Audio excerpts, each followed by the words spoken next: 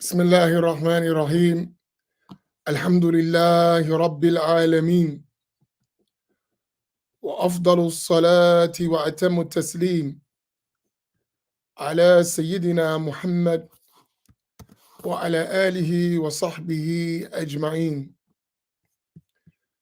اللهم علمنا ما ينفعنا وانفعنا بما علمتنا وزدنا علما. اللهم لا سهل إلا ما جعلته سهلا وأنت تجعل الحزن إذا شئت سهلا. سبحانك لا علم لنا إلا ما علمتنا إنك أنت العليم الحكيم. لله تبارك وتعالى. السلام عليكم ورحمة الله تعالى وبركاته. We welcome you to another session of the Black Imams Roundtable. I am joined by my two distinguished hosts, Imam Faheem Lee from the great city of Camden, New Jersey, Quba School and Islamic Center, and below us in place, but definitely not in status, our beloved Imam Naim Abdullah, the Imam of the Corner Store and Masjid of Pittsburgh. How do I just the Corner Store? It just seemed like it fit. MashaAllah. And I am your brother in Islam, Amin Muhammad, the Imam of Masjid Muhammad in Atlantic City. And we make up the Black Imams. So before we get started today on this subject of a da'wah in our communities, which is connected in a way to the last few roundtables that we have, is going to find some overlapping in the discussion. But I think it's extremely important that whenever we talk about an issue, we talk about what we could do to solve that issue. So over the last few weeks, we've been talking about the influence of the Wahhabi / Salafi ideology in our communities and the history of the Wahhabi movement. And it has had the term of ad-da'wah as-salafiyya.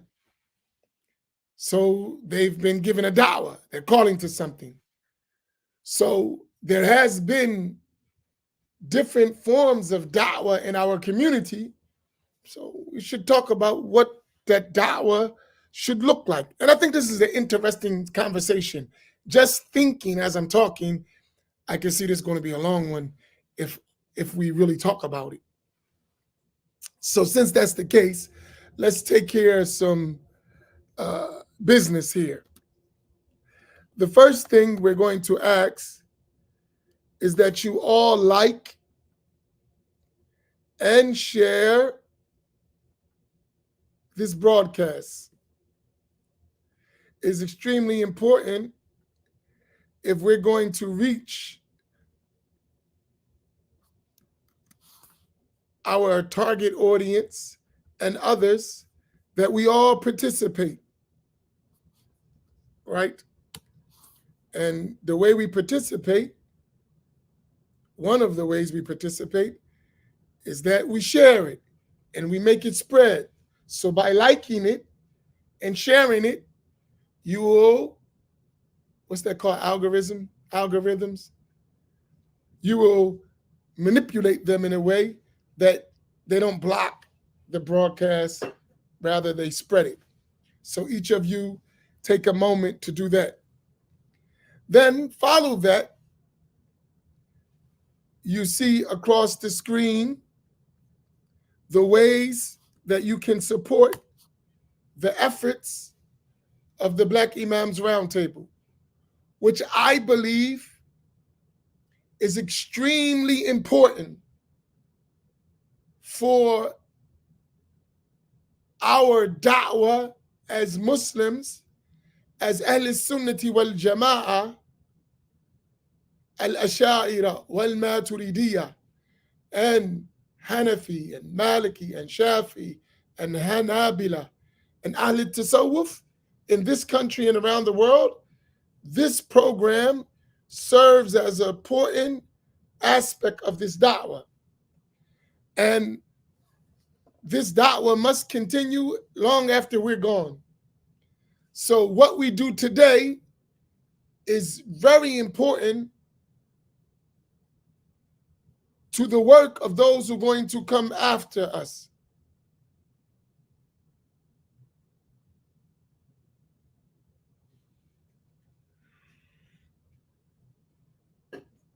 And so we want to do our part in furthering this da'wah. I was talking to someone earlier today, and we had an interesting discussion about the da'wah of Sunni Muslims and the Sunnati wal Jama'ah. And when I say that, let's make sure we all on the same page. When I say Ahl Sunnati wal Jama'ah, who, or when we say it, who are we talking about? Let's just talk about first in Aqidah, because the other stuff is well known. When we say Ahl Sunnati wal Jama'ah, who are we talking about in Aqidah? Can everyone answer?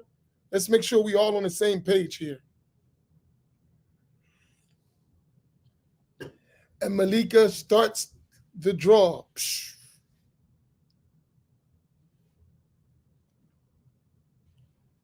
So we'll wait a brief minute while everyone types in, who are we talking about? It needs to be clear. Who's us?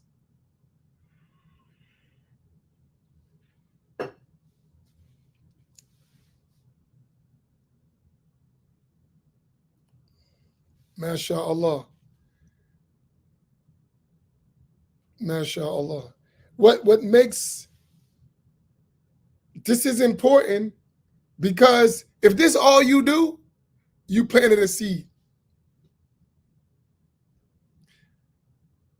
Since I wanted to share something that happened to me the other day, I wasn't going to talk about it. I'm not. I'm going to talk about it in another way. So someone refuted me, right? And the way he refuted me was, he said that he was Ash'ari. He said that I told him that he was Ash'ari, Shafi'i, Sufi, on the tariq of Ba'alawi, right? When he said that, it was it was like a refutation of me. He said, well, I'm just Muslim. But you know what I said to myself? I was like, Alhamdulillah, at least someone recognized what a Sunni Muslim looked like. I'm like, we reached that point. It was a point before people wouldn't even know, like, deviant. Now we're not just deviants, we're Ash'ari, Shafi'i, Ba'alawi deviants. That's good. At least we got to beyond just deviant, that people recognize what a Sunni Muslim is. Even if they deny it, they recognize it. So by us putting it out, saying Ash'ari and Maturidi, it is a blessing. And don't stop, right? You're going to, people disagree, but let it be out there. You know, I imagine if we kept it up, it will be household name in every Muslim house. They would hear Ash'ari, Maturidi, and then they would go want to learn what that's about, right? All right, so the support we do in this program helps that, right? Helps us get the message out. So please, we made an agreement that we would support this program by everyone doing at least $10. Am I right? Today's price, not like yesterday's price. So by $20, inshallah, we can get the job done, right? Listen, I want to share something to you. You know, one of those the former Mufti of Saudi Arabia, Abdulaziz bin Baz, you know what his budget was for da'wah? 400 million. 400 million. Now you know why that stuff's all over the world? 400 million at his disposal for da'wah. That's a lot of bread. So we don't got 400 million. So let's use what little bit we got or what little bit we have to get the work done. They realized how important it was to spread their da'wah. So they put the money behind not just speech. Yes, teach, but here's some bread with that, right? And he took it all over the world and built masjids and schools and sponsored people from all over the world to give them their doctrine. So we have work to do. So let us do that part. And now that I covered all that quickly, my opening statement. In da'wah in our community, I see it as first as a command. As Allah subhanahu wa ta'ala said in the Quran, "Ud'u ila sabili rabbika bil hikmati wal maw'izatul hasana." Right? Call to your Lord with wisdom. Invite to your Lord with wisdom and good exhortation or good preaching. وَجَادِلْهُمْ بِالَّتِي هِيَ أَحْسَنُ. And argue with them, debate with them in ways that is best, right?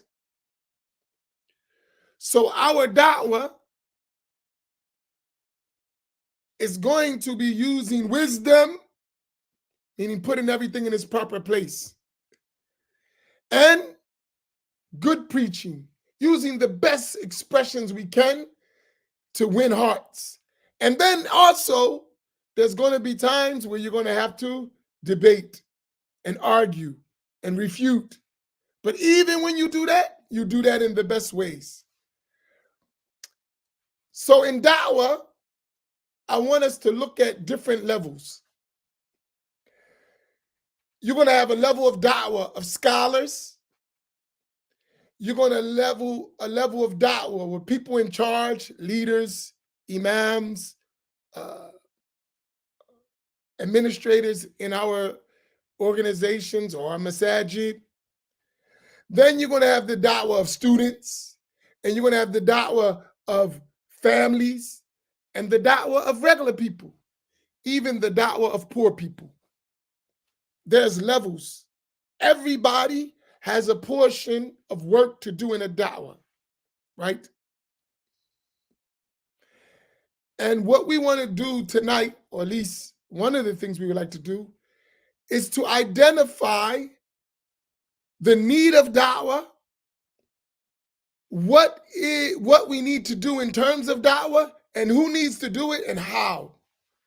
And inshallah, tabaraka wa ta'ala, that's one of the things, these are some of the things that we hope to get out of this roundtable. And one important aspect, I want you to think about this as we go, because sometimes we say things and people automatically, they take offense. Oh, he said Wahhabi. Oh, he said Salafi. Calm down. It's just a name. It's identifying something. And there's a reason why I said it. But I want to give you a scenario real quick.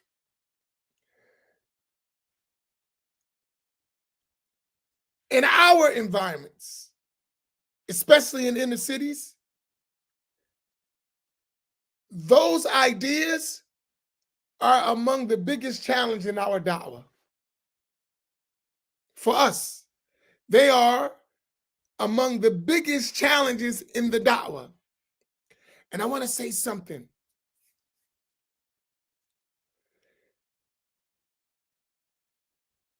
We are subjects of imported ideas that were exported from somewhere else, and we imported them ourselves, some of us. None of us made these ideas up. We got them from somewhere. And they have had an impact on our thinking, our belief system, our practice, and ultimately on our communities. So you cannot ignore the impact of it, right? So you need to identify what are your challenges, right? And once you identify those challenges, then you know how to deal with them, right? So look at it from that side. And where they exported this doctrine, they are not shy about name calling, about refuting, about excommunicating. I'm talking about the scholars and the originators of that doctrine. They don't hesitate. Sometimes I wish we learn Arabic just to hear what is being said. Because there's the, you know, you get a record, especially rap music. I don't know if they still do it. I know they used to. You had the explicit lyrics and they used to put that label on the thing. And then when it's on the radio, it's all cleaned up. What do they call the clean version? Is the clean version or they got another name for it? Imam of the boom bap. Radio version. The radio version. Parental discretion is advised. Yeah, right. When you get the real explicit version from the sheikhs of those people, you won't be talking to us. We like to what they be saying, right? You usually get the clean version, right? But that record has an origin and it wasn't that clean, right? So, nor is it that clean today. So when we respond,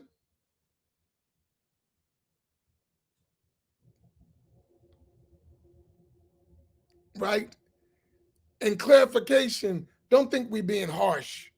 Because if you hear they stuff, and that's one of the projects I'm working on, is where I'm gonna start translating that stuff, like, so you can see it and you can hear it. Like, yes, this is what they're saying. You know, they get offended when you call them Wahhabi, but when they calling the names, it's all good, right? They throwing the names out there. Not only the group, but the individuals. So-and-so, Fulan and Fulan, and this group, and this hizb, and this firqa, and they ain't shy. So don't let that aspect, when we have to be explicit, be a sense of triggering you. It's not intended to trigger us. It's intended to educate us. So just keep that in mind, and I'll pass the platform to which one of our beloved imams who like to follow this poor act of mine. I'll go next, inshallah. Assalamu alaikum wa rahmatullahi wa barakatuhu. Bismillah wa salatu wa salamu ala ashrafil anbiya wa mursaleen sayyidina wa habibina al-Mustafa Rasulullah sallallahu alayhi wa ala alihi wa sahbihi wa sallam. Alhamdulillah, I grabbed the mic next. It's my turn. You know, get on the mic for the symphony, inshallah. Hopefully everyone is well. It's good to see you all. I missed you all last week, and so we're back again. You all were able to enjoy the broadcast. Our beloved Imam Naeem and his family, you know, his son memorized the Quran, a great accomplishment. We ask Allah subhanahu wa ta'ala to preserve him and make sure that we're able to support him in any way. And speaking of support, y'all know the drill. Drop that bread, man. You know, $10 to get into the cipher, you know. Alhamdulillah. So please make sure and to share, you know, to get around these algorithms.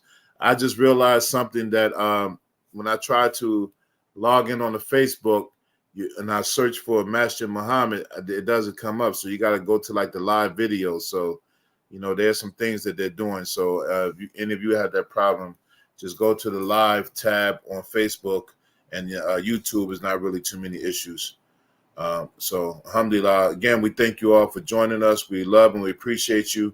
And we ask Allah subhanahu wa ta'ala to make this podcast a benefit to all who are joining us now and all who will, listen to this later, inshallah ta'ala. And so, as we're thinking about this topic, about da'wah in our communities. And, one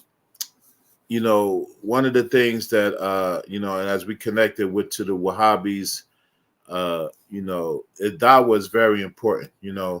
Allah subhanahu wa ta'ala, he says in the Quran, وَمَنْ أَحْسَنُ قَوْلًا مِمَّنْ دَعَا إِلَى اللَّهِ وَعَمِلَ صَالِحًا وَقَالَ إِنَّنِي مِنَ الْمُسْلِمِينَ. And that who is one who is better in speech than the one who invites to Allah, the one who is a da'i, calls to Allah, invites to the way of Allah, and does righteousness and says, indeed, I am of the Muslims. And so this ayat is very important because it uses Arabic grammar. There's the things called ism tafdil, this, or in English we call it the superlative. So it says that waman ahsanu, that who is better in speech. So it really means there is no one better in speech than the one who calls to Allah subhanahu wa ta'ala. And so calling to Allah, there's an implication of, you have to have knowledge. You have to have know-how. You have to have fortitude. You have to have hikmah. You have to have, up istiqamah. All of these things is included in when you're giving da'wah.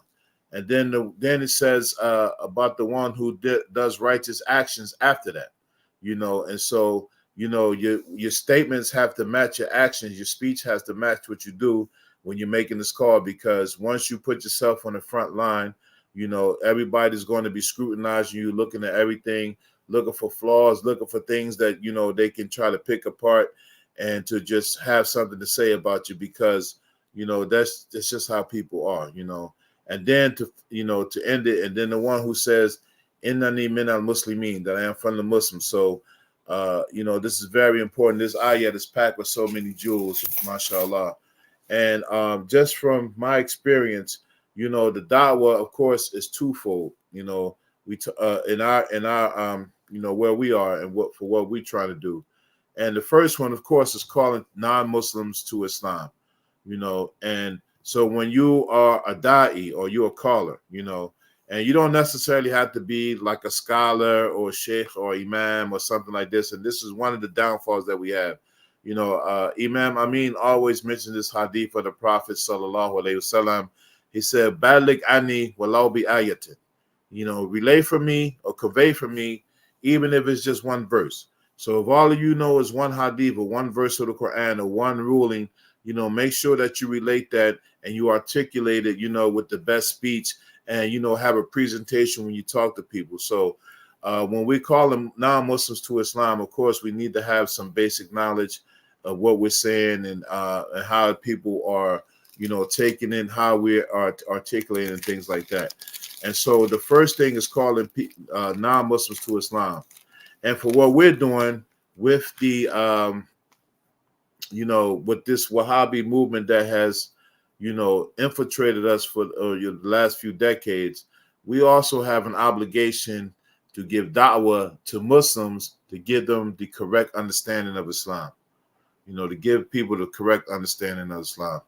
And I think in this twofold thing, one of the biggest factors that we can use is not just having knowledge and having articulation and having wisdom and all of these things that we mentioned, but, having impeccable manners, So we have to win people's hearts over. So we have to do a lot of da'wah through actions, You look at the Prophet sallallahu alaihi wasallam before he made the call to Islam.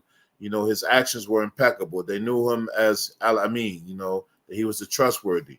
They trusted him with his money, with their money. They knew that he was upright, that he didn't cheat people, that he worked for his money, that he always smiled, and these were people that they could come talk to him. And so when he made the call to Islam, that's why it was accepted so easily, because he was someone that was trusted, And that's, of course, as we mentioned that ayat, when you have amalu salihat, that you do righteous action, you don't just have good speech and, some of the things that we went for now, or some people go for, a person has flowery speech and they sound nice and they know Arabic phrases and Arabic terms, but then their actions don't really match what they're saying. And some of the people are living double lives. Some people are living double lives. May Allah subhanahu wa ta'ala protect us from having words and actions that don't match. And so the twofold part is calling non-Muslims to Islam, being able to explain to them what Islam is, because as long as Islam has been in this country, there are a lot of people who still have these preconceived notions about Islam. And some of you may have experienced this with people. The first thing they say is about, eating pork and, having more than one wife and all this kind of stuff.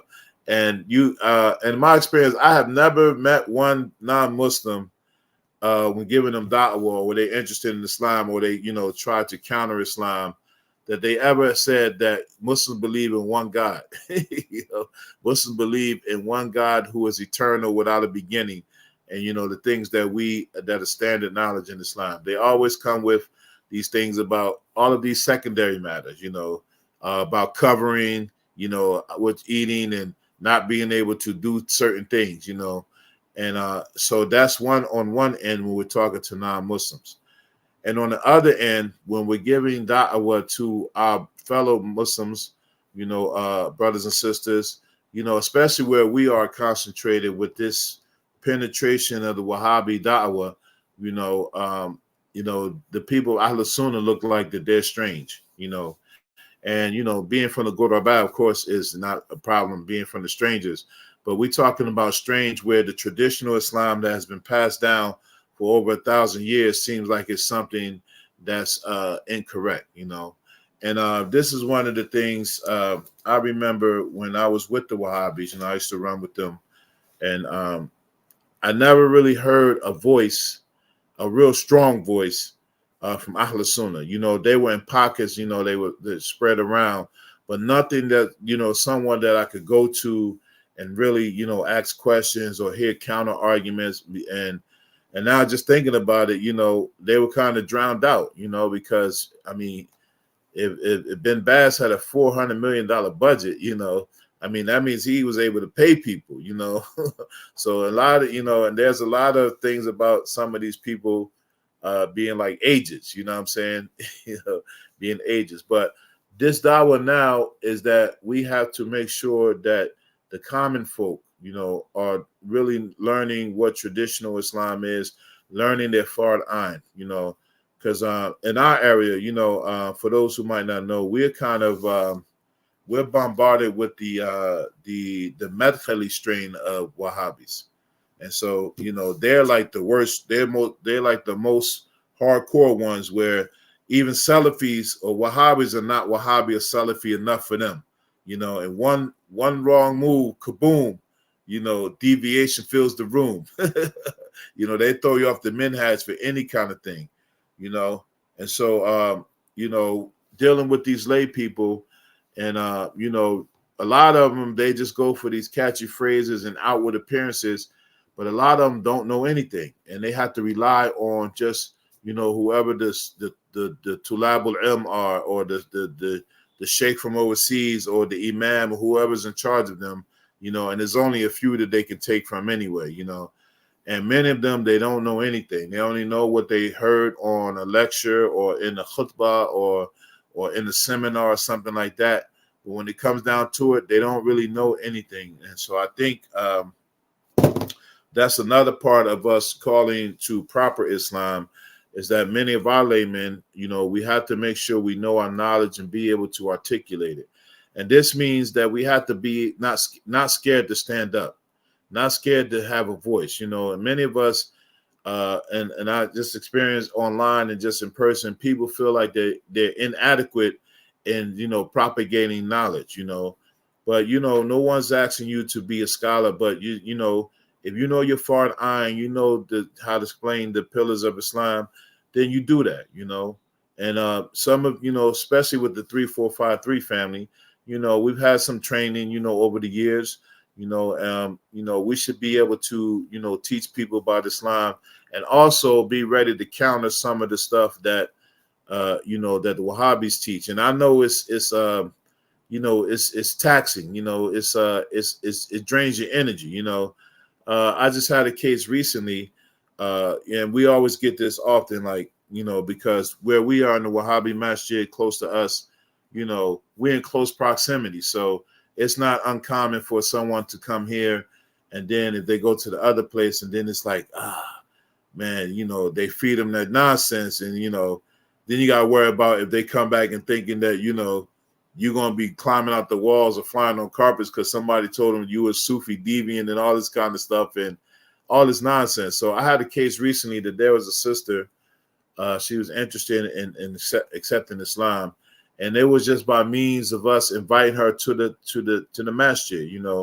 That one of her relatives passed away, and so she we extended our hands, say, anytime we can help you, you can stop by the masjid.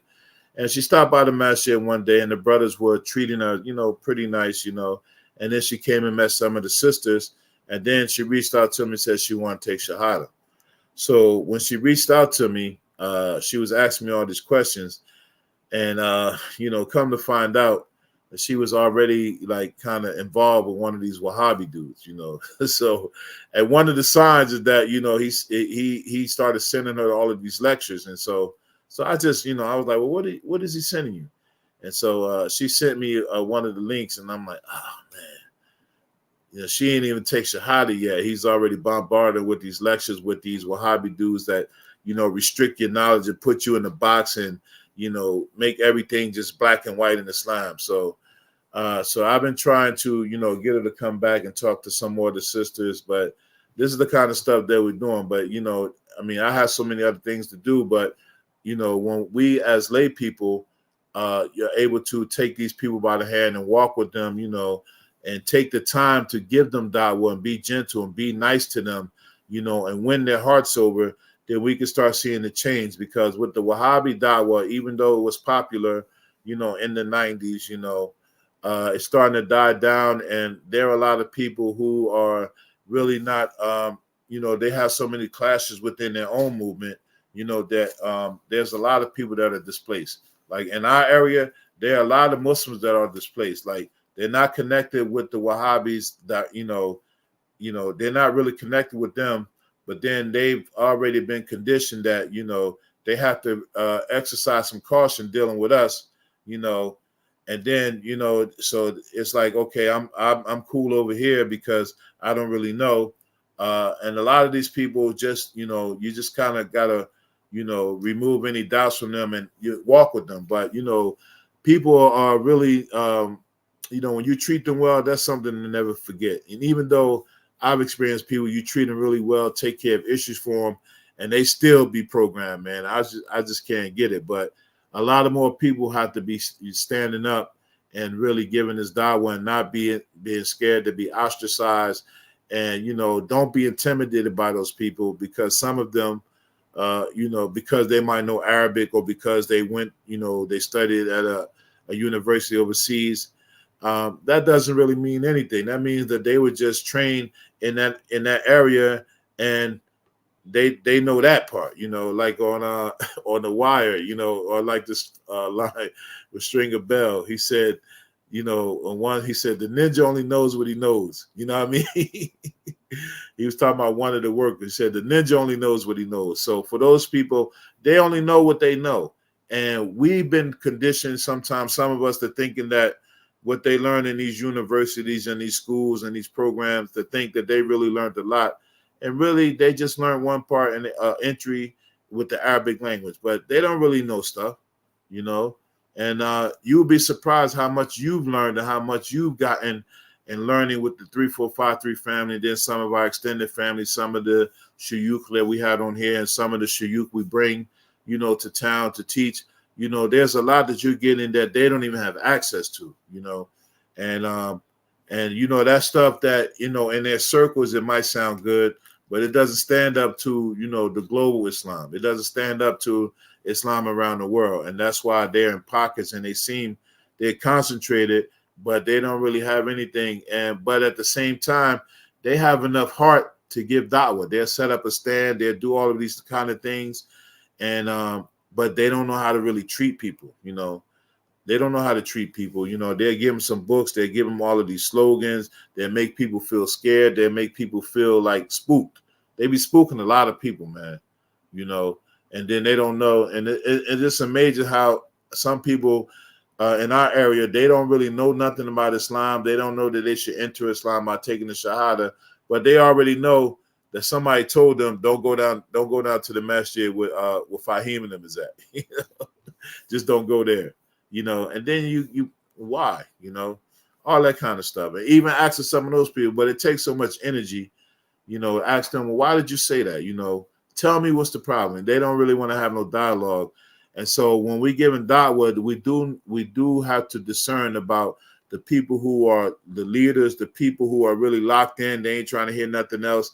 And then those people who are displaced that they might be looking for an opening, you have to have some training to know how to look for them. So you have to know what they're learning and what they're teaching and what they're learning, and how it's affecting their people, how you respond to them. You know, because some of them, they're hardcore. They ain't gonna give you no salams. They ain't gonna talk to you. You know, they won't say anything to your face, but when you hear the stories behind the scenes, you know, they call you all types of deviants and innovators and, you know, all of this nonsense, you know. So again, the da'wah is twofold. That if we're giving da'wah, of course, we should be calling non-Muslims to Islam and try to save people from the fire. And then when we're giving da'wah to Muslims, try to save them from those bad beliefs and innovative beliefs that are very commonplace with many of them, and to the point where they really think that this stuff is like truth, you know, and they won't hear anything else, you know. It's really crazy. But I was saying earlier, like when I was with Wahhabi movement, there wasn't any strong voices that was really countering these things. And of course, you know, they probably didn't have the resources. But now, as that movement is dying out and people are looking for new ways, we as a family and we as Ahl Sunnah wal Jama'ah have to be ready to step in, be able to engage these people or whatever level that we at. If it's just being nice to them, even if it's just helping them with a situation, even if it's just, you know, having a cup of tea with them and having a discussion with them, and, you know, just finding out where they are, asking about their family, or, you know, relieving them of a burden. All of that is da'wah that will win them over. And then if you're not comfortable with, you know, articulating to them, you know, matters of the deen, then refer them to somebody, but win them over. And then, okay, let me refer you to this person, you know. And of course, at the end of the day, Allah guides whom He wills, you know, because I've learned that some of those people, it's written for them to follow that movement. You know, it's written for them to follow that movie. Somebody got to follow it, you know. I mean, somebody got to, you know, somebody got to be on bad belief, you know. And you just look at different, not even just Islamic cults, but just different cults. You know, there were people still writing, what's this guy's name?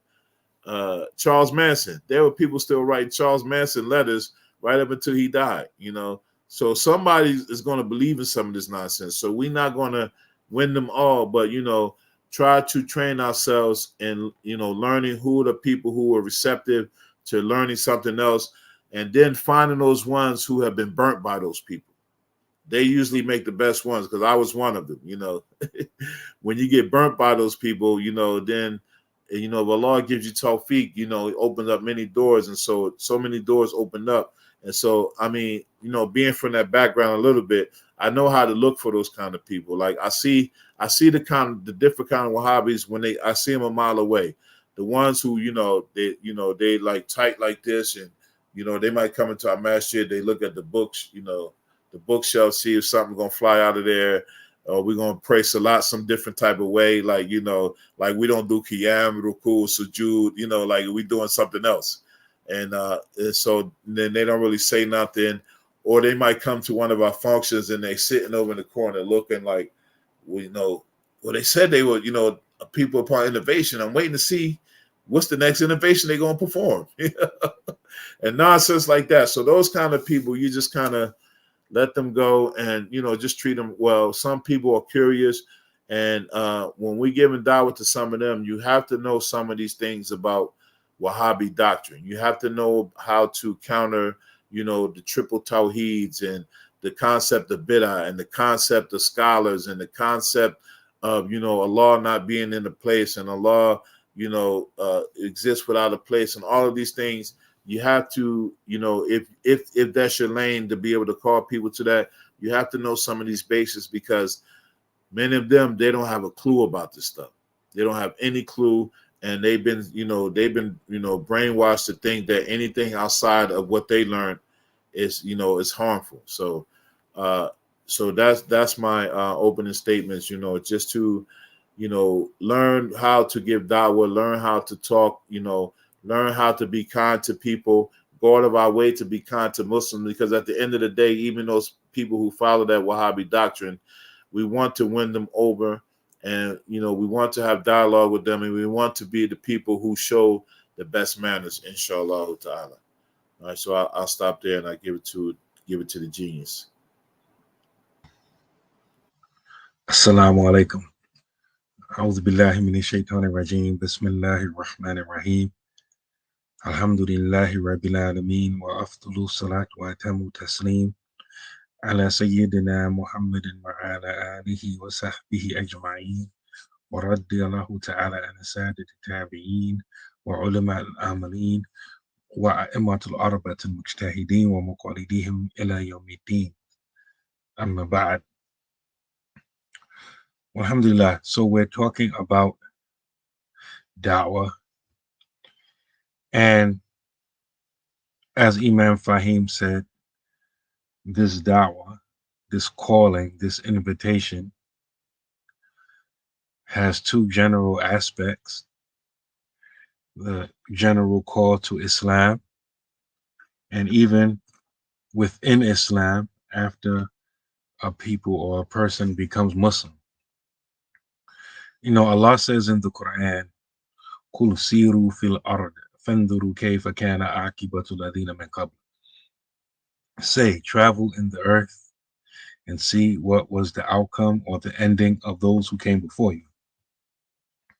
And with that in mind, I want to call your attention to the ancient empire of Ghana. Those of you who are in our Black lessons classes that we have on Sundays, we just finished talking about this, so this may be a repeat for some of you. I'm not talking about the modern day country, the modern day nation state of Ghana. I'm talking about the ancient kingdom of Ghana. The ancient kingdom of Ghana goes to way before the Prophet sallallahu alaihi wasallam himself. By the time the Prophet sallallahu alaihi wasallam came, there had already been 22 rulers, 22 emperors, 22 kings. And it was during this time period that Muslims came, and they were travelers, they were traders, really. And so our Islamic books, like travel journals, they document this kingdom of Ghana. And they talk about how at the time of that writing, the ruler himself wasn't Muslim, but all of the top officials of his government were Muslim. And they even had over 24 masajid in the capital. And the imams were being paid by the king. And so, and these are basically North African Muslim traders who found their way into sub-Saharan Africa. So the ancient kingdom of Ghana is more like the modern day country of Mali and parts of Senegal, right? So one of the things that you learn about those early Muslims then, because Ghana, for the most part, after a period of time, they were Islamicized. They became Muslim. And this is during the time of the Salaf, the first 3 generations of Muslims, you find that the Muslims were self-sufficient, like they had their own communities, even though they interacted with the society. So they weren't closed off and isolated, but nevertheless, they controlled their own communities. And they provided service to everyone, not just Muslims. And they were a benefit to everyone, not just Muslims. That's why the king or the emperor, he had Muslim officials, because they were just and they handled their business. The reason why I mention this is because da'wah is just not literally and verbally inviting people to Islam. You have to be inviting them to something. So that's why we have a huge, a lot of people come into Islam, but a lot of people leave too. And one of the reasons, and Allah knows best, is because a lot of us don't have anything to offer them. We just have talk and speech. And so there must be some long-term practical benefit that people see the Muslims have for them. And in order for this to happen, that means that we have to actually have communities. We actually have to get offline, log off, and live as Muslims in community. Wa'atasimu bihablillahi jami'an. Hold to Allah's rope in community, in jami'an, all together, right? That's Surah Al-Imran. I'm sure most of us heard of this verse before. We actually have to live it. We have to practice it. Islam cannot be a virtual thing where your Islam disappears when the Wi-Fi goes out. This can't be us. We have to actually be living in real life. And you will be surprised how many of us, we are Muslim when we're online, or when we are at Jumu'ah, or when we are at some type of Muslim function. But the rest of our lives, that you couldn't tell that we were Muslim. If you catch us at work, or if you catch us shopping, or if you catch us just doing regular human stuff, and somebody that didn't know us saw us, they could never guess that we were Muslim. Because we lie like everyone else. We cheat like everyone else. We dress like everyone else. We think like everyone else. Everything about us is just like everyone else, except when we are around Muslims.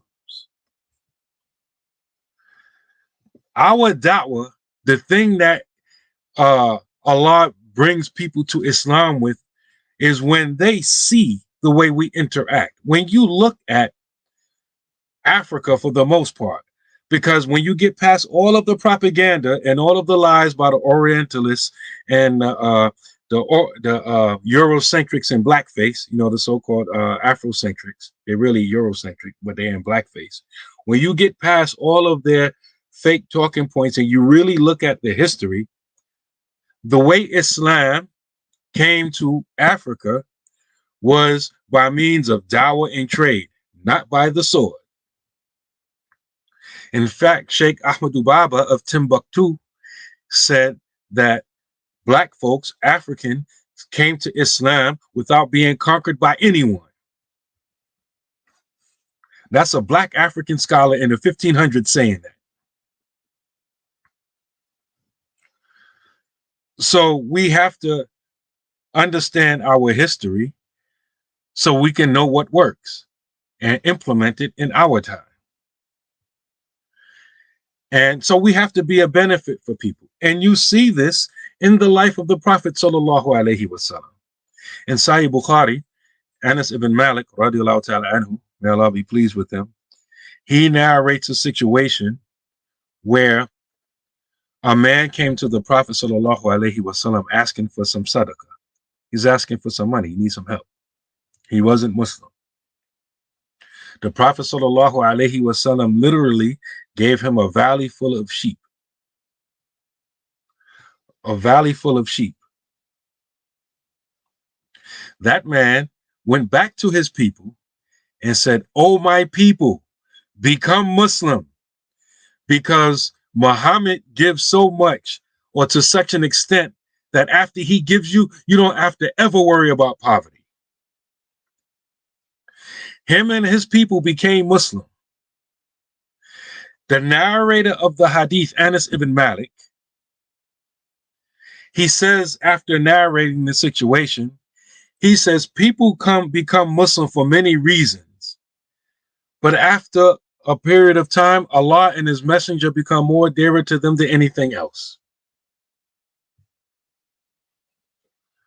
This is why I sort of like kind of cringe when people, they think they're saying something good. They advise people, don't become Muslim for no man. Or, because, a lot of women become Muslim because, a'udhu billah, they had a Muslim boyfriend, right? May Allah protect us from that. But that's the reality. It happens. And some people say, don't become Muslim for no man, right? And they're right. But look at this situation. These people became Muslim for money. But being around in the Muslim community, getting benefit from the Muslim community, their intention changed. Your niyyah can change, right? You don't have to have the same niyyah, the same intention, doing a thing that you did when you started. This can go from negative to positive or positive to negative. You could be doing a thing and you may be like, wait a minute, man, I got this thing all wrong. This thing that I'm doing is good, but it's deeper than this, man. Let me change my intention. I was in here because of Muslims, real generous now. But, this thing is real. I really believe in Allah. I really believe in his messenger. You can change your intention, right?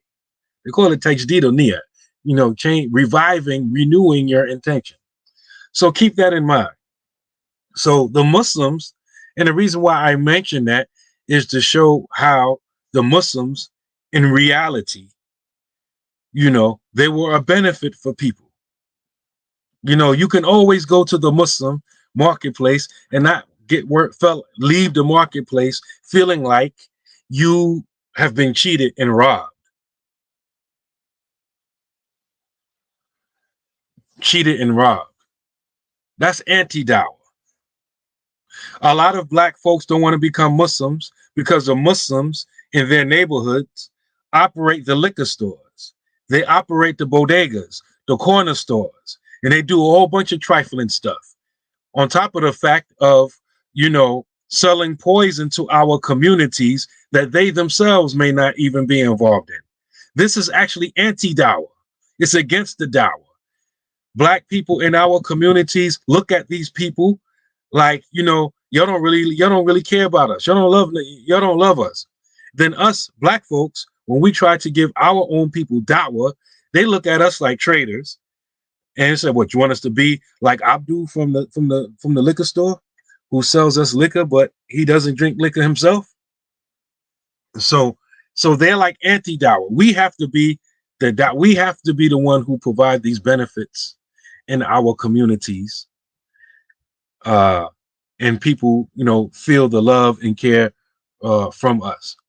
And so another thing that we have to do is we have to teach and correct, not just correct. Like a lot of us who are Ahlul Sunnah, as was described earlier, a lot of us who are Ahlul Sunnah, we are in correction and mockery mode. We correct and we make mockery of. We're condescending. We look down on Wahhabis, for example. We ourselves may have been Wahhabis at one time.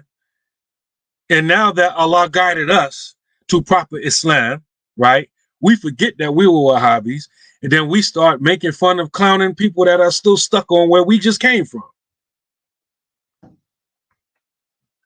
And people feel that. And forget, what you say. People feel that you looking down on them, that you making fun of them. So yes, we have to correct. That's part of our job. We have to correct bad information, especially about the creed, the aqidah, the proper belief, We have to correct it, but we have to teach too. I'll give you an analogy, a parable, like a battle rapper, right? He can chop down anybody lyrically, but can you make a record? Can you make a record? Yes, you can battle. Nobody wants to go toe to toe with you, right? You nice with the punchlines and all that kind of stuff. But can you go platinum? Can you sell a record? Do you know what a bar is? Do you know what a hook is? Can you do that? A lot of battle rappers can't do that. That's why you never heard of them. That's why they're only known in their hood and whoever they battle. Put the beat on. Yeah.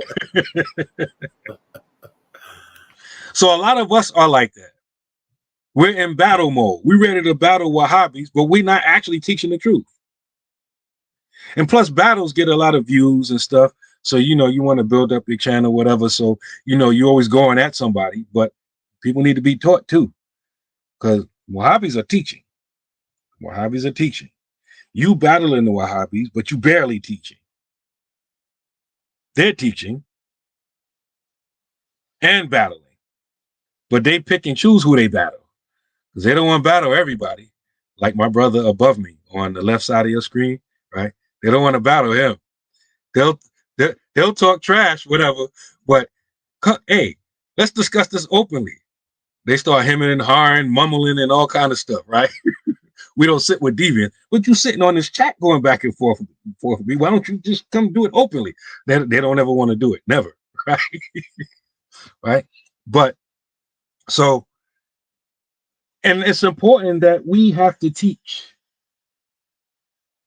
All of us based upon our levels, because right now that other stuff is the default. When someone wants to become Muslim and they look into Islam, they buy a book on Islam, they go to YouTube and try to learn about Islam, they try to talk to a Muslim, 90% chance their first interaction, contact with Islam is going to be that Wahhabi stuff. So by the time we get to them, that's, we already got to correct stuff. And it's hard to correct or fix something that someone was raised on. All of the early things that they know about Islam is all Wahhabi stuff. And you coming behind that itself has to change. And another thing is, I noticed with Ahlul Sunnah is that we too complicated. That Wahhabi stuff is real simple.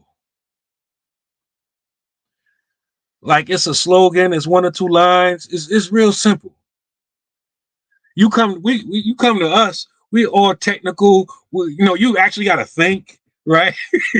Right? You actually got to use your brain, and you got to be logical and all that kind of stuff. We have to realize a lot of people, it hurts them to think. They ain't trying to think. And it's amazing too, because in Surah Hujurat, chapter 49, Allah reveals about some people from the Najd, specifically Bani Tamim, right? Najd, there's a relationship between the Najd area of Arabia and the Wahhabi Dawah. But Allah says about them, أَكْثَرُهُمْ لَا يَعْقِلُونَ. Most of them have no sense, right? Most of them don't think, right?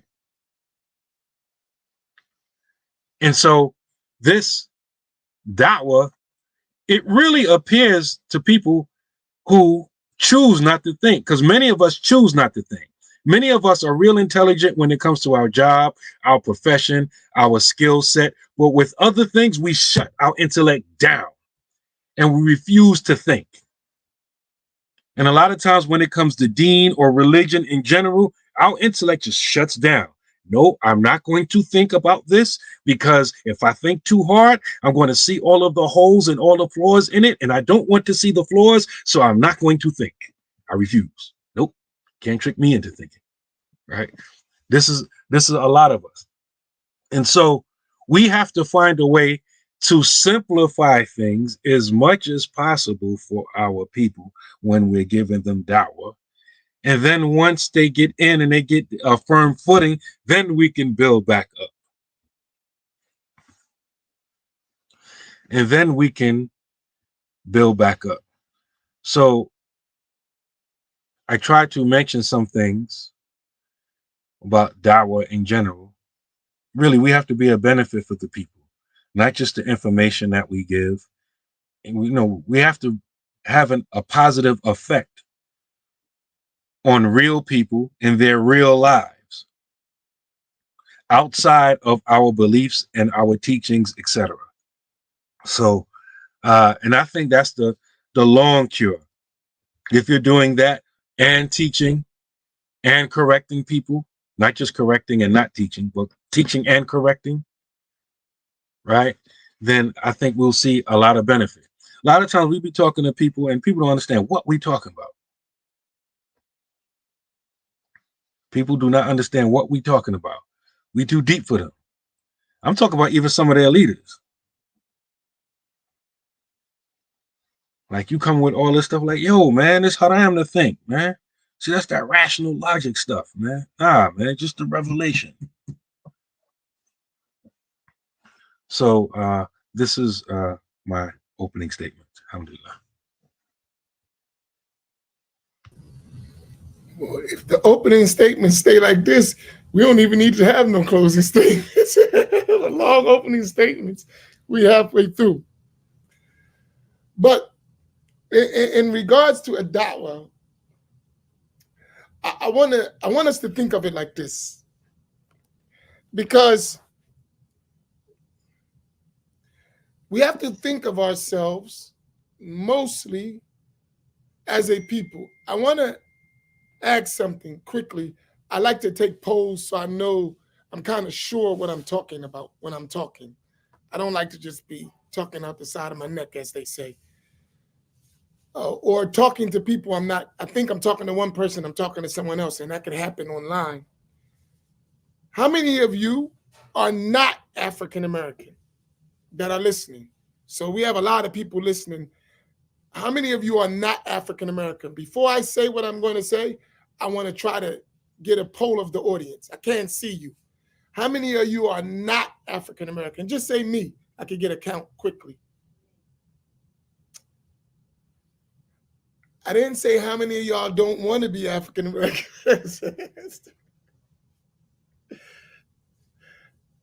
Right.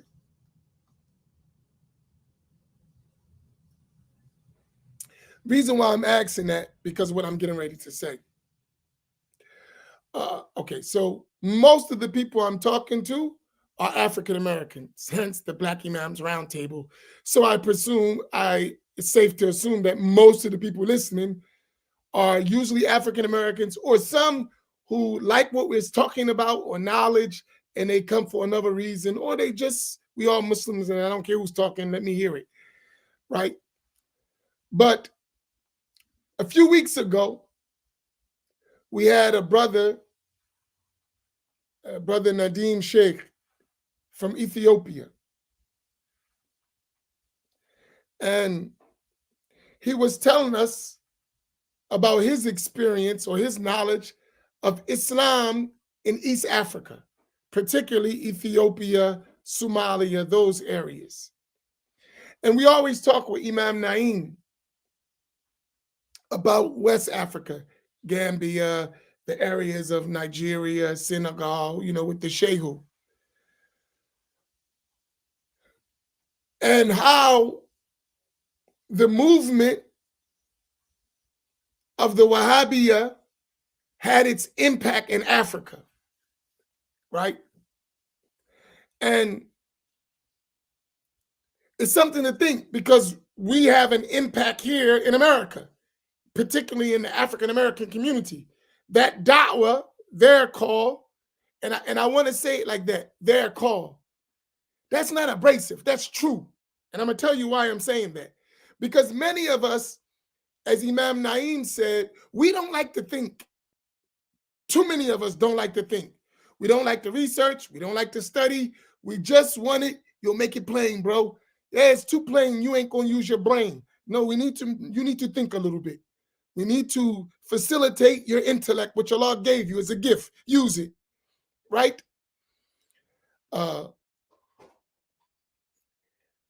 So we always talk about learning Islam globally and historically with a connected chains of narrations, right? This is very important. Can we put that up? Because I wanted to stick in our minds. We must learn Islam globally, historically, with connected chains of narration. Very important.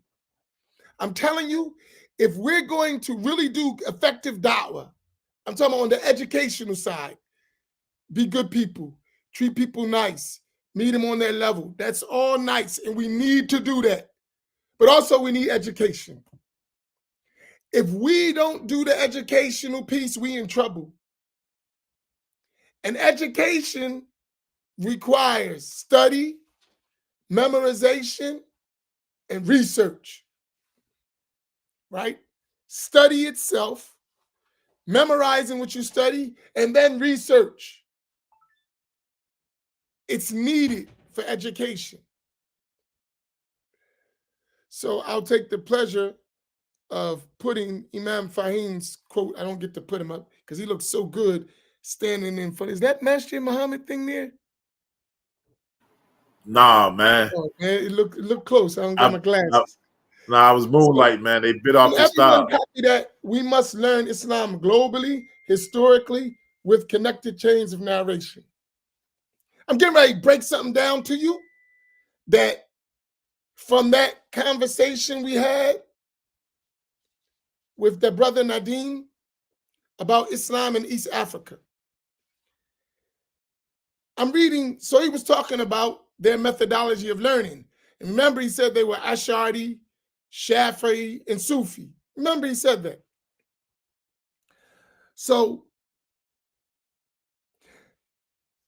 Imam Naim spoke about West Africa. They were Ash'ari, Maliki, and Sufi. So we see a consistent movement in Africa from east to west of the same aqidah, the same belief, the same one of the four madhabs in fiqh, in that case in East Africa, Shafi'i, West Africa, Maliki. And all of them were Sufis, right? Check out this. So I'm reading this book. I'm doing like my stuff. This book is written by the Wahhabis. It is the seerah of whom they call Al-Allama, Al-Dr. Muhammad Amin ibn Ali al-Jami, right? He was, right, a teacher in the Prophet's Mosque and a member of the scholars of teaching in the Islamic University in Medina in the beginning. He's one of like the early scholars, the authorities, the teachers of the teachers, right? So remember when Imam Faheem was talking about the hardcore Wahhabi people that's down the street from him. I don't want to start no trouble in your neighborhood. I'm just, the people of Haq that's down the street, that's on the path. Man, we chimneys around here, man. Right. We want the smoke. We built for smoke, cuz. They're the followers of a man named Rabi' al-Madkhali, right? Rabi' ibn Hadi al-Madkhali, right? He was the sheikh and the teacher of Rabi'. This is where he get his stuff from this person, right? And he was one of the main students of Bin Baz. Since he was a young man in his 20s. And he spent many years with Bin Baz and the former Mufti of Saudi Arabia, he was his student as well. So the Mufti before, Muhammad bin Ibrahim al-Sheikh, was before bin Baz. And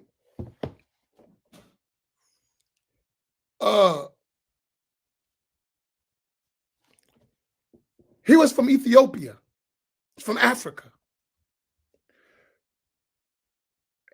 And I'm getting ready to say some stuff, but I'm gonna say it after so my mind goes all over the place because I think, right? So, I get them scattered thoughts. I start thinking about stuff. But when we use our brain, stuff becomes clear. Light bulbs go off. So he was from Africa, from the same area that the brother was talking about, Harar in Ethiopia. Harar. It used to be Somalia.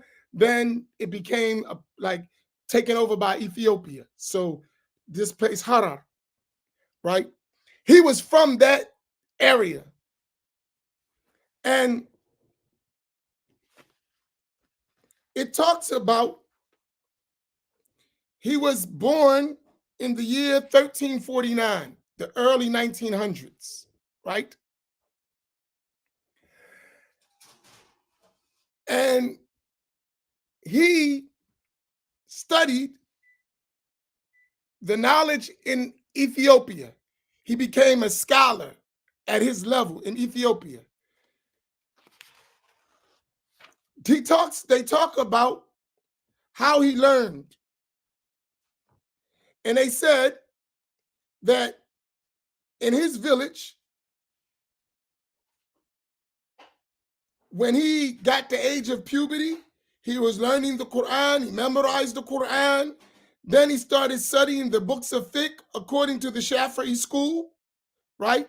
Because that's the madhab that's followed in those areas. And he studied Aqidah, right? He studied Aqidah according to the Ash'ari school. And he studied Arabic language, and one of the great scholars in his time in Ethiopia, his name was Muhammad Amin al-Harari. This name is very important. Muhammad Amin al-Harari later became, he's from the same area, one of the biggest scholars in Mecca. He has a huge, big commentary on the Quran that's over 30-something volumes. Huge.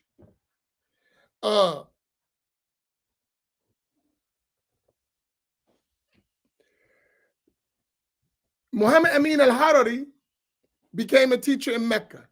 That Muhammad Aman al-Jami became one of the big teachers in Medina.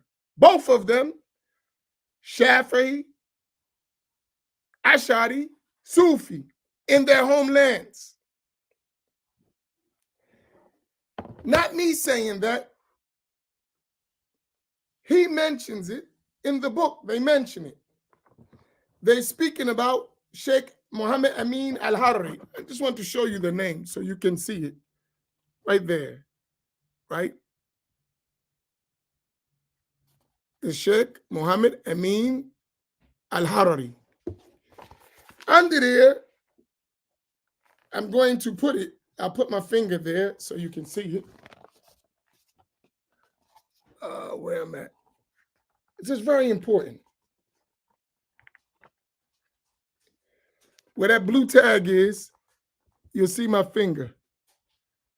He said about that, right? He was Ash'ari, right? He was Ash'ari in belief, right? And it said he returned to Ahl Sunnah, right? This is something deep. He was Ash'ari when he was in Africa. Then, as they always say about someone, towards his end of his life, he became Ahl Sunnah wal Jama'ah, right? In other words, he became Salafi, according to them. Always when someone getting ready to die, right? Well, look, it's deep. They put it. He was Ash'ari. And then he became Ahl Sunnah of Ahl Hadith. Praise be to Allah. Right? I mean, look at it. Then they talk about his partner, his traveling buddy, and his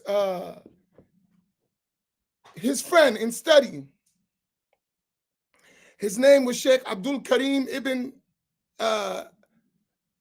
Sheikh Hassan. That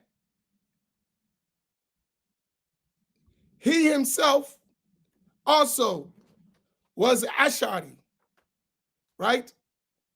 And he left the Ash'ari madhab. And here's the bottom of it, where they mention him. Look at the bottom there, right? It says that the Sheikh studied, as is the common practice of the people of his country, Aqidah al-Ash'ariyah. Look at it, right there. Subhanallah, right? So before they hit Saudi Arabia, they were all Ash'aris, right? Everybody. That should tell us something. He said that's the custom in their land. So prior to this Wahhabi movement in Africa, we would have all been Ash'aris. So when we talk about returning to our roots as Muslims, and our land, east and west, was the creed of Ahl Sunnati wal Jama'ah as Ash'aris, not this new renaming and rebranding and relabeling. It wasn't like they were Ahl Sunnah. But then when they got to Saudi Arabia, remember that big old budget I was telling you about, that $400 million? It has the way to influence your belief system. No, this is some deep stuff. But listen, when they learned, they trained them, flipped them, and then sent them back to Africa to do da'wah. Ain't that deep? Send them back to Africa. It's in their books. Like, this is their stuff, right? I ain't write it. Research will show you, hey man, this thing been going on. And now look what happens to us.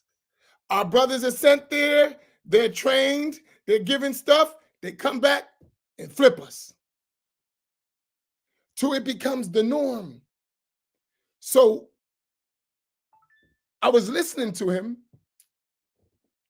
in a lecture, and he was talking about when he started teaching at the university, because he was in Riyadh first with Bin Baz. Bin Baz got him set up in the University of Medina when it first opened.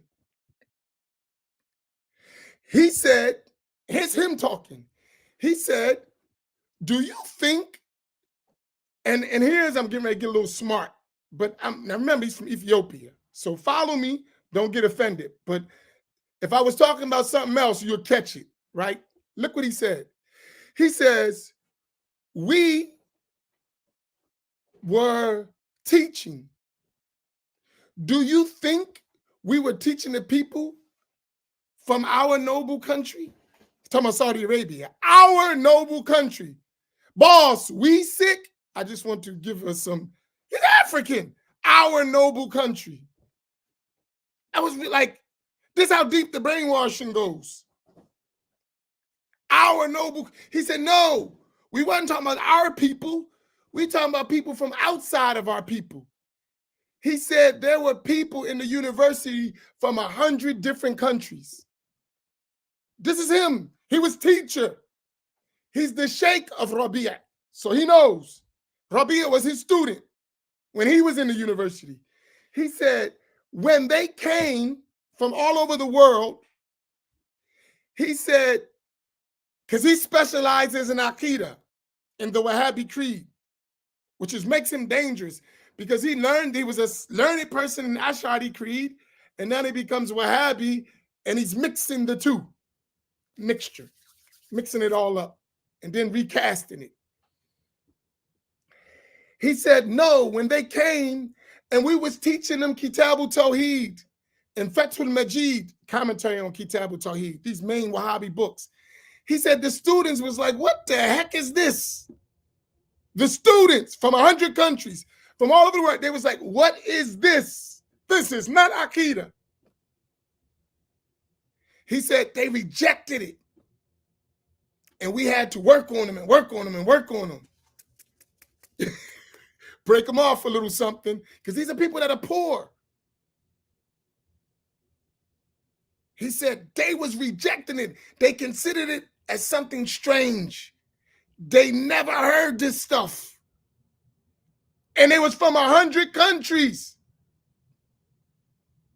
Because the Islam they got with an unbroken chain didn't contain that. This is new stuff. He testified to that. It's in his voice, his recording. And I'm saying to myself, wow, this is deep. To the point that if you listen to him, you wouldn't even know he's from Africa. Complete programming till he became one of them and forgot his whole history, like as if it didn't exist. And they use him as authority from what he learned in his country. That's the deep part. He was already learning in his country. That's why he was up at the head of everybody.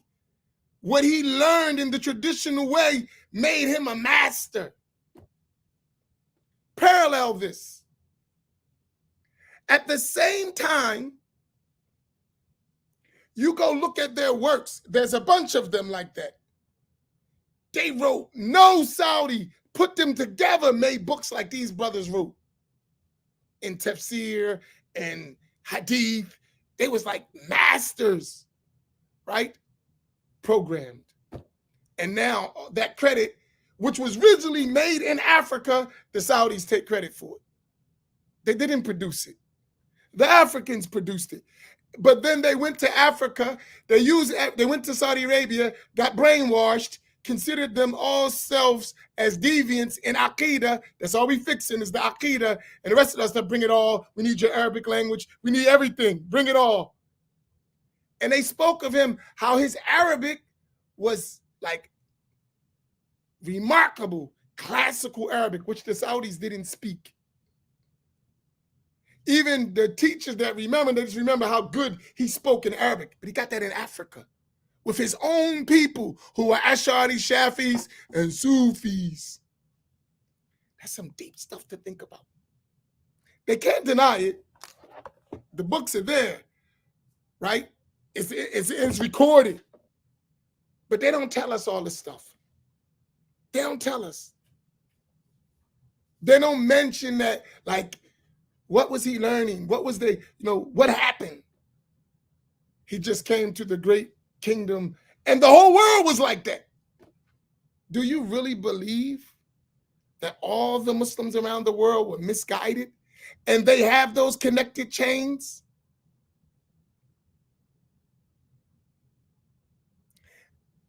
I want to show you one other thing, just to show you something.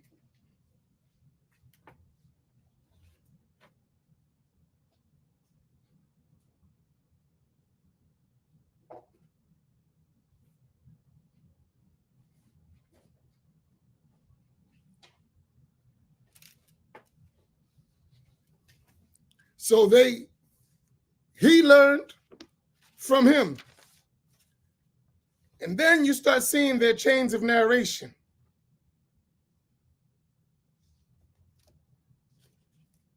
So they learn from these people.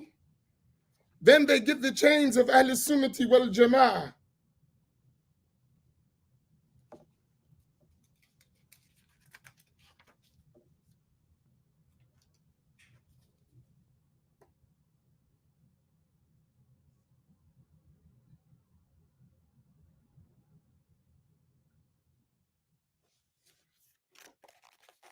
Look at this. Right? These are the asanid and narrations of Sheikh Rabi'. So his chains of narration. Everybody's people of bid'ah, right? And misguidance, right? Open up to his chains of narration, right? See all those people I got highlighted? I want to show y'all something where y'all can connect this real quick. Look right there. Imam Naim, can you see that last name highlighted? Let me fix it. There you go. Can you see it? Everybody here should know that name by now. Abdullah ibn Hussein ibn Tahir al-Alawi. You know who that is? Mm. What book did we study? Everyone here who studies with us, what book did we study of his?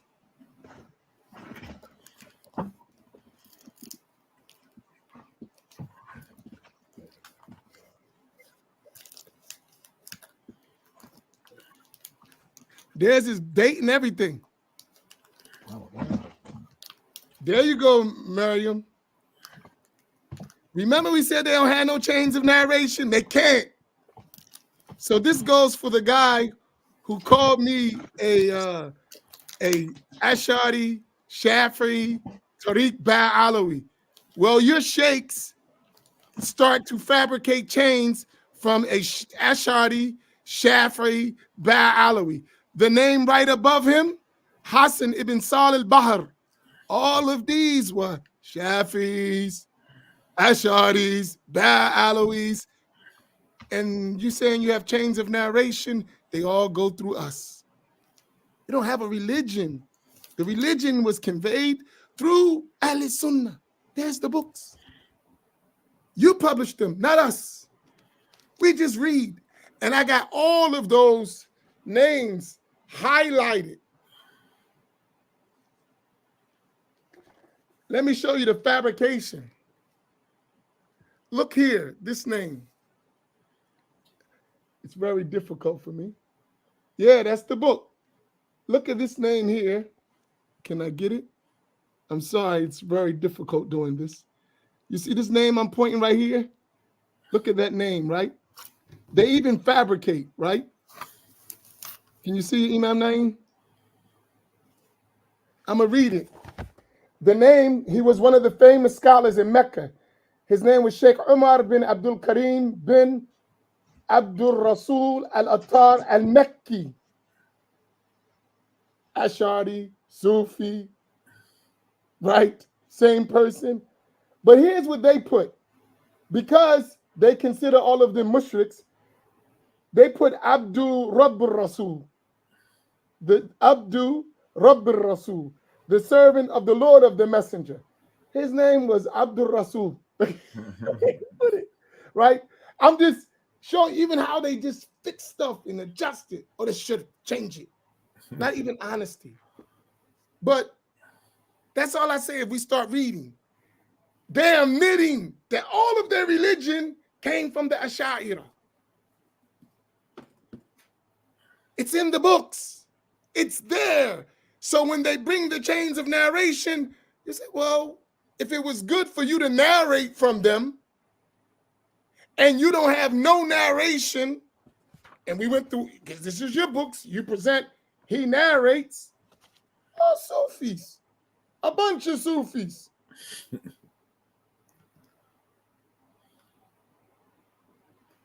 All Sufis. Look, page after page after page. Ba'alawi Sufis at that. So you know the Ba'alawis. Boy, it's all there. No, they say bring your receipts. We have receipts. It ain't like they don't know, but they tell us, don't talk. Be quiet. You're fabricating the religion. Why should we be quiet? You say we don't take from the people of innovation, but all of your narrations that you're boasting about saying we connected are from the people of innovation. Explain. Now, we always ask you to bring your narration, so we just go get them for you here, right? Here's your sheikhs. Here's your big scholars. They admit that the only way to get to the Messenger of Allah, sallallahu alaihi wasallam, is through these people you calling grave worshippers and innovators and all that other stuff you fabricated. Your main teachers, that's where they learn their deen. So you want us to forget our whole history and then redo it. Remix and give it us as the deen. A da'wah, for us, we had years of unraveling the Europeans' distortions in history in our own time before we became Muslims. That was a big battle for us as Black people, trying to unravel the lies of the white European, what they told us and fabricated. Now here we are in Islam, unraveling the lies of the Wahhabis. Don't y'all see parallels? Don't y'all see parallels? I mean, listen, the books is available, and there's a lot more from where that comes from. But I'm saying something to think about. It's their works. We didn't write them. They wrote them. They put it. It's their books, their publishing companies, their scholars. And then someone tell us remain silent. Don't say nothing. They're lying to us. They're stealing our stuff, remixing it, giving it back to us, poisoned, and then tell us remain silent. Don't say nothing. Subhanallah. Should we remain silent? Be nice. Yes, be nice. Understand that the same game that the Europeans was ran on us is being run on us in the name of Islam. Back in Africa and back here, they taking them back, taking them out that country, stealing their knowledge, remixing it, programming them, sending them back, converting the people with that big budget. Now, we always knew, maybe I should be nice, so I shouldn't say this. But let me find the nicest way I can say it. When we was fighting white supremacy, we knew the bourgeois house ninja class. We was aware of that. We would call it quick. Don't you notice you seeing this in the same thing? Same stuff. African remix, same stuff. Took you out the country, used all your stuff, built their country up, built their scholarship up, kicked you out. Those who didn't listen, kick them out. Those who listened, put a battery pack, send them back, and now they in charge.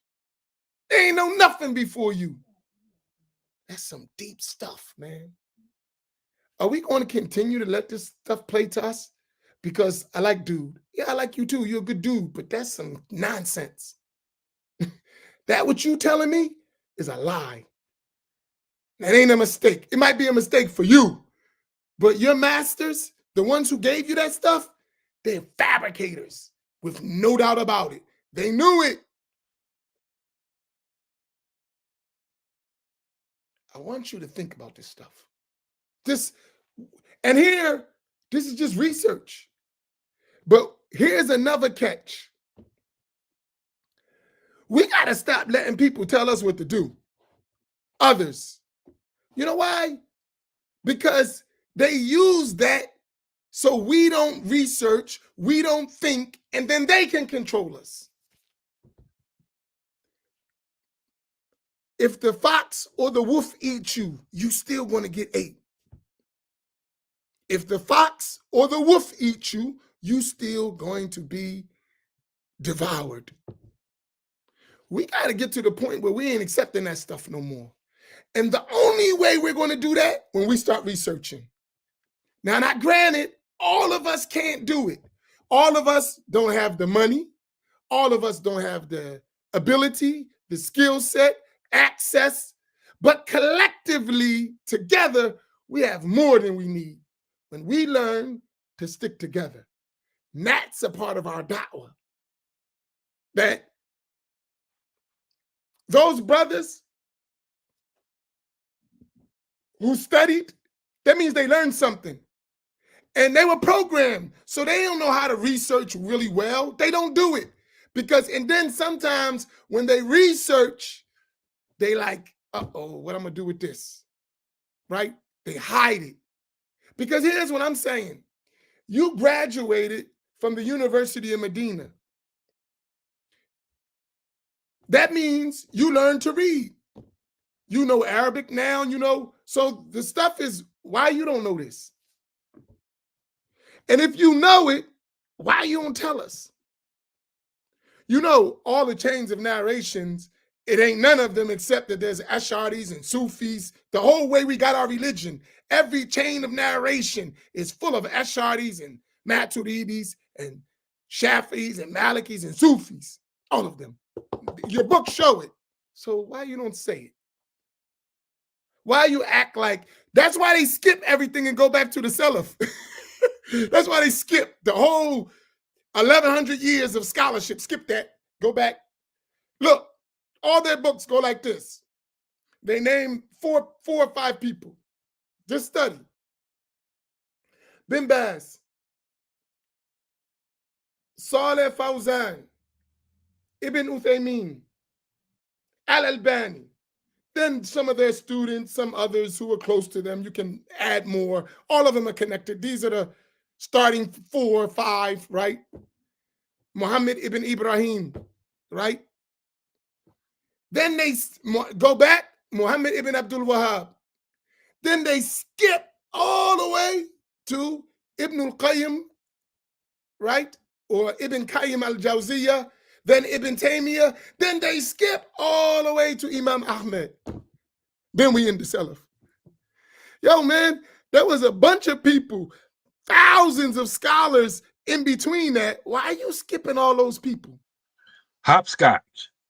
Right? I mean, that's something to think about. Why you? Because that's why I said globally and historically with connected chains of narration. When you do that, you wipe their game out.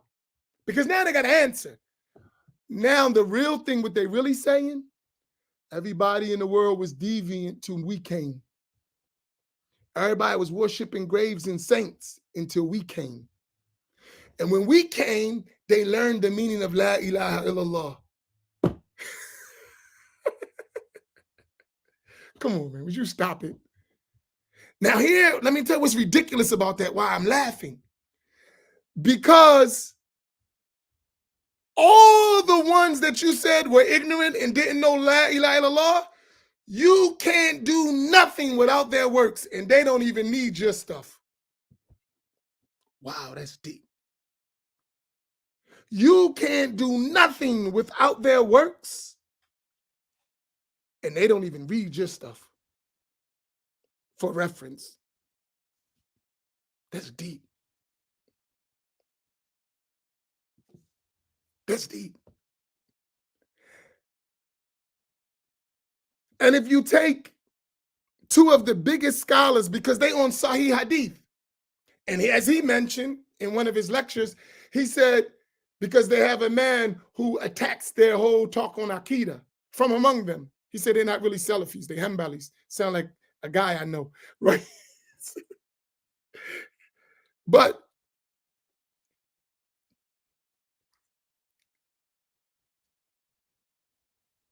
he mentioned that their creed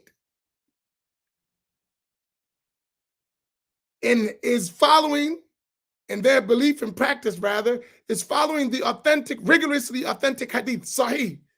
The only Sahih books that are all Sahih by the agreement of this nation is Sahih al-Bukhari and Sahih Muslim. And the most famous commentaries on them are by Al-Hafiz ibn Hajar al-Asqalani and Al-Hafiz al-Nawawi. Let me tell you how deep they are. Look what this guy says. So they rely on these books. Can't do without them. But they were deviant in Aqidah. So they don't say Imam al-Nawawi or Imam ibn Hajar. They say Al-Hafiz, because the Imam got to be followed in everything, and we can't follow them in Aqidah. Why you can't follow them in Aqidah? They were Ash'aris. They were Shafis. They were Sufis. Now, if you rely on their books, you can't do without them. They knew Hadith. They knew Arabic. They knew Quran. They knew Sirah. They knew Ilm al-Rijal, al-Jarh wa Ta'dil. You take this guy, Rabi al-Madkhali, the carrier of the banner of Jarh wa Ta'dil in our time, according to them. All the books of Jarh wa Ta'dil were written by them. The books they rely on are their books. The major books were written by them. So they knew all of that stuff, but they didn't know how to believe in Allah, which is the first thing you learn in Islam. Come on, man. Let's be real. They knew all that. Biographies, narrations, lives of scholars, narrations of books, 100,000 hadith with the chains, and none of y'all know that. But they didn't know what to believe about Allah subhanahu wa ta'ala. Come on, man.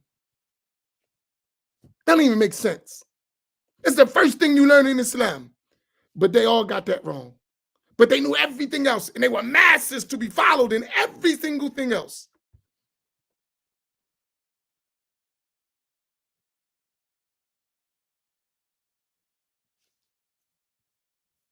Come on, man. Like, really, really, let's use our brains.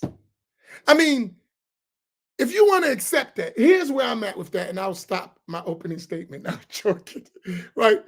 Here's why I'm at with that. If you want to believe that, hey, man, do your thing. But don't tell me that stuff. Or at least let me cancel my intellect too. Give me a chance to use it and cancel it on my own. I don't need you to cancel it for me.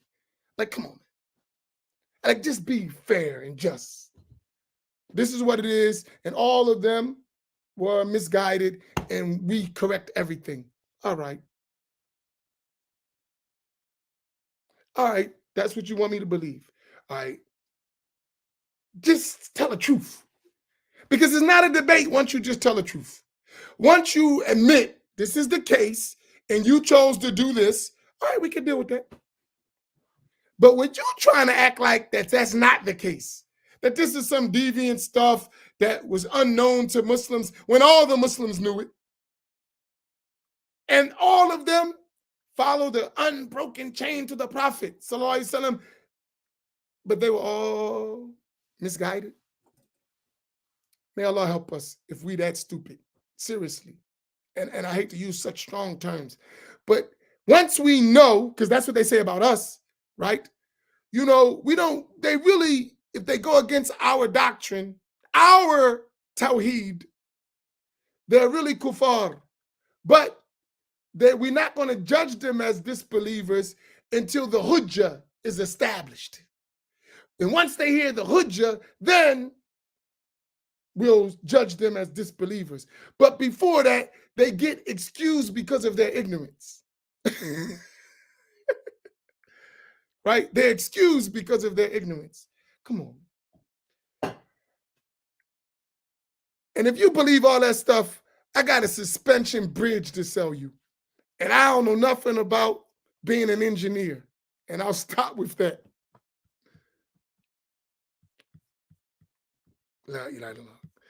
I guess we had closing comments now. I'm sorry. No, that was good. That was excellent, Imam. I think we need this. We got to realize that this is going to be a major part of our da'wah because we have to re-educate ourselves. So that's part of the da'wah in our community because, as you said, these false ideas are prevalent in our community, and we don't know. We've been hoodwinked, bamboozled, run amok, led astray by boss who's not a boss. No. Yeah, it's really interesting, how they really undermined the whole tradition of isnad and ijaza. I remember some of them saying, about how ijaza is not important. It's just like, I forgot what they said. Like, it's like getting a certificate. And because when they got to go back and by the isnad, all of these scholars show up, that they, you know, they done built the whole program on convincing people that all of these people were deviants and innovators and all of that, and yet they can't learn their knowledge without of it. You know, that's really crazy. And then they don't even want to discuss it, and then that just shows you the dishonesty of people, like changing text, you know, and then don't want to discuss that stuff. And then I remember saying I remember listening to a lecture one time, this was a while ago. One of these people that they had, but they since then threw him off the minhaj, right? He said that great scholars like Imam Nawawi and Ibn Hajar al-Asqalani, he said that they enter in Aqidah, they enter Islam through the back door. These people were gates, these were fortresses of knowledge. He said they enter Islam through the back door, subhanAllah, you know. And all of this nonsense now that I don't even like to recall it, man, because it's just so, it's painful to even recall that kind of stuff. To think about some of the outlandish things that they said. And one brother was saying, like, you know, why do they put their stuff in these books? You know why they put those stuff in their books? It wasn't because, you know, that they were being honest. They just never thought that people would read them. They just thought that the people that they're conditioning wouldn't read those books, you know. It wasn't like they were like being honest in their chain of transmission. They just, you know, they never thought people like us would read the books, you know what I'm saying? And, you know, highlight this kind of stuff, you know. So, and, you know, when they do these things, even when they translate books, they'll say like a person, for instance, if it's of a Sufi teacher, one of their teachers, they say, oh, the aesthetic, the Zahid. No, he was a Sufi. And if he's a Sufi, more than likely he was Ashari or Maturidi, and he followed a school, you know. And they will, and if you go back and look at some of those books, look at some of those bios of some of the scholars, if they have any from the scholars that they have, you know, look at the bios and how they change the wording up, you know. So they won't say Sufi, they won't say that they were Ashari, they won't say that they follow a madhab. They'll just change the words up so you won't think that, you know, so you won't get an idea that these people learn traditional Islam. And it's just so much academic dishonesty, you know. And you know, you have to be aware of, when we talk about dawah, you know, how to counter some of these people, you know, because they're not going to have an open discussion with us, you know. And we've made the invitation, we made the call, you know, to invite some of these people on the platform and discuss some of these things, and they refuse to do it. But I mean, if they don't come, that's the end of it. But, you know, you might see a poster with us with our eyes blacked out, you know, and the X's over our face, and telling people not to, you know, nonsense, man, you know, instead of just talking like men, you know, and not being, you know, sensitive. And, you know, because a lot of guys don't want to face, and I know, because I was, you know, I was there for a moment. I didn't want to face that, all of this reading and all this studying I was doing, and all of these lectures I was attending, that it was all not right. You know what I mean? And a lot of, you know, the ego's getting away. You know, who wants to admit that they've been bamboozled again, especially with our people? We've been through many Islamic movements in this country. And then this last one that was seemingly like the pure and pristine one, this had to be the one. It came from Saudi. It came from the Holy Lands. You know, I mean, and now that this is it was just an extension of the old, you know, splinter movements, you know. And a lot of people don't want to come to terms with that, man. And it takes a lot. It takes a lot to humble yourself. And you know, one of the things that I'm seeing when we talk about da'wah is I'm seeing a lot of people not really, either they can't make the distinction or they don't want to make the distinction between, you know, the whole Wahhabi movement, or just some people who have distorted it. You know what I mean? Because I'm seeing, I seen a brother online, and you know, I wanted to talk to him about it, but it's like he had posted a book, and it was one of these Wahhabi sheikhs that he was going to be in one of the cities, and he was asking brothers if they want to go down there and travel, you know, to sit at the feet of the scholars. So I'm looking at what he posted, and it's Kitab al-Tawheed. It's Muhammad ibn Abdul Wahhab's Kitab al-Tawheed. And I so bad wanted to ask him, bro, you going all the way down there, you trying to get brothers to go learn this book? Like, are you serious? Like, you know, and but, you know, those kind of people need dawah, but it's just like a tricky way you got to deal with them because they don't want to accept that it's the whole movement. It's not just, because some of them been burnt by these I don't know no better way to say it. Yeah, Wahhabi Negroes, these short-sighted people, who put people in the box with this dawah, and they think, oh, it's just them. No, it's the whole entire movement. And I'm seeing some people, they just don't want to throw the whole movement away. They still think, Ibn Abdul Wahhab is a mujaddid, and even some people say Sheikh al-Islam. Why you have to be like, they still don't want to connect Ibn Abdul Wahhab to Ibn Taymiyyah and how he had, strayed from Ahl Sunnah with things regarding belief mostly. He was great in fiqh. He was a great faqih, but his issues was in Aqidah. They don't want to make that connection. And then how Ibn Abdul Wahhab even went further in his deviation of, branding the Muslims as polytheists and worshipers, on technicalities. And they don't want to put that together. And then how their whole lineage of so-called academia or scholarship stems from that, and they bypass the whole tradition. So these are gaping holes in their Senate. We're talking about centuries, between Ibn Abdul Wahhab and Ibn Taymiyyah, you're talking about almost 500 years. Between Ibn Taymiyyah and the time of the Salaf, you're talking about 400 years. Where are all of these people that came in between? The hundreds of thousands of scholars that came in between, they just turned the light off on them, like in the Temptations. They dimmed the light on Paul, you know what I mean? You know what I'm saying? So it's really a crime that they've done, man, and it's really difficult, and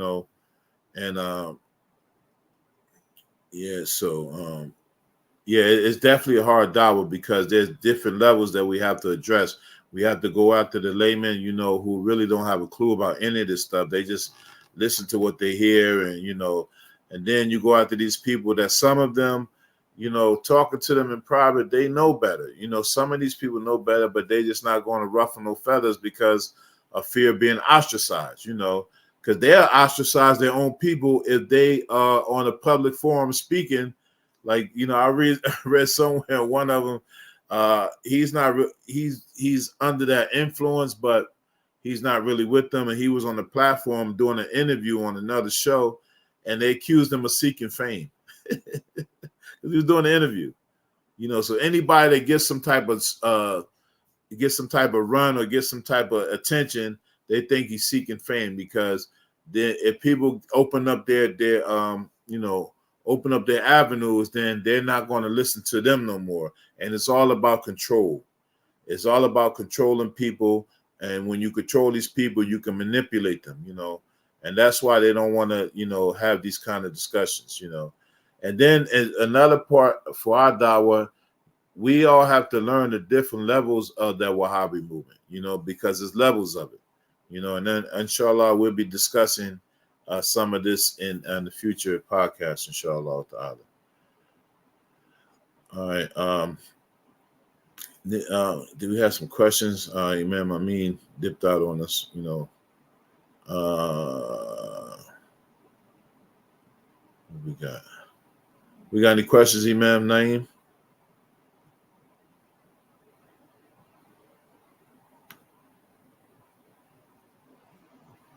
Okay, here's you got it? Okay. Yeah, you got this one by Farouk, or I was supposed to be able to talk about the one with the he asked about the Tabliki Jamaat. Yeah, I don't know how to put this stuff up, but here's the first one. Earlier, a brother asked, he said, how harsh can we be towards the Salafis in refutation or in showing them why they are wrong? I don't necessarily think you have to be harsh. You just have to be strategic, and knowing what kind of Salafi or Wahhabi that you're talking to, whether it's a student of knowledge or whether it's a regular person or whether it's a so-called imam who thinks he knows and he really doesn't. You have to really use tact, because at the end, we want these people to have a proper understanding. We want to engage them in dialogue that even if they don't accept it, you want them to they start making them think. Hopefully they'll come off of it. Some of them they just ain't gonna budge, and they ain't even gonna engage in no conversation anyway. So really being harsh, it's not the way, but just being straightforward to the point, and being what's the word I'm looking for? Being confident about what you're refuting, because it's wrong, you know how to counter it. You don't necessarily have to be harsh, because that's what they take, and they, that's their thing. We're being harsh upon the people of innovation, and then these narrations they take out of context. We're into teaching and clarifying, and sometimes, it may come to it that you have to be harsh, but we don't want that to be like the norm. We want to teach people, but what's important is just my experience in knowing who to approach and how to approach them. That's what you have to be careful, because some of these people, if you're not careful, they'll box you in and make you look like you don't know what you're talking about. And so you might be out above your league, We're talking to the lay people, helping them think and being kind to them. So just knowing what lanes you can be in and what lanes you shouldn't be in, but you don't necessarily have to be harsh, and along those best. You have something on that, Imam Lane? Yeah. And I'm looking, he added something else. Anyway, the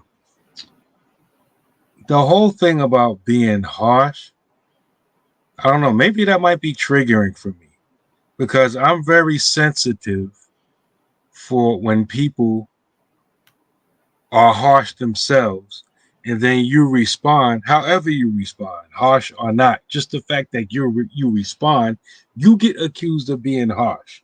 And people conveniently choose to forget the harshness by which the whole thing was initiated. So you have victimhood being commandeered and then weaponized. You have the actual criminal who is perpetuating the crime, pretending to be the victim, and then weaponizing the victimhood against the very person that he's criticizing. Ahlul Sunnah, for the most part, has been very quiet, sheepish, and elitist. Meaning Ahlul Sunnah wal Jamaat in this country been around for a minute, right? But they're quiet, they're off to themselves. They find 10,001 excuses not to engage the Wahhabis, to ignore them, and all that kind of stuff. And so when people talk about Ahlul Sunnah being harsh, I'm like, who, how, when, where? That's, what, where, one, show me somebody from Ahlul Sunnah that's harsh against the Wahhabis. The Wahhabis themselves are harsh. Come on, we can take this another 2 hours with just stories of Wahhabi harshness. And then now you have some people that are not scared of them, not intimidated by them, and are ready to respond and correct, even in kindness. The kindness is being labeled as harshness. The fact that we're not rolling over playing dead, that's harsh. So we have to be careful about how we label things. And sometimes being assertive and being confident, that's interpreted, well, you being too harsh. I'm not harsh, just confident. Right. So I don't even know how to answer that. I'm trying to figure out what Ahlul Sunnah is harsh on the Wahhabis. Where, who, how, when? I don't get it. And I can't stand that stuff. I say like it always reminds me of the stereotypical kid in school that's getting bullied. The whole time he's getting bullied, it's cool. Nobody says nothing. No one says, hey, stop. Leave the little kid alone, man. Nobody says that. Nobody stands up to the bully. But when the one who's getting bullied finally says, you know what? I'm fighting back. He tried to take my lunch money again, it's going down. I don't care if I win or lose.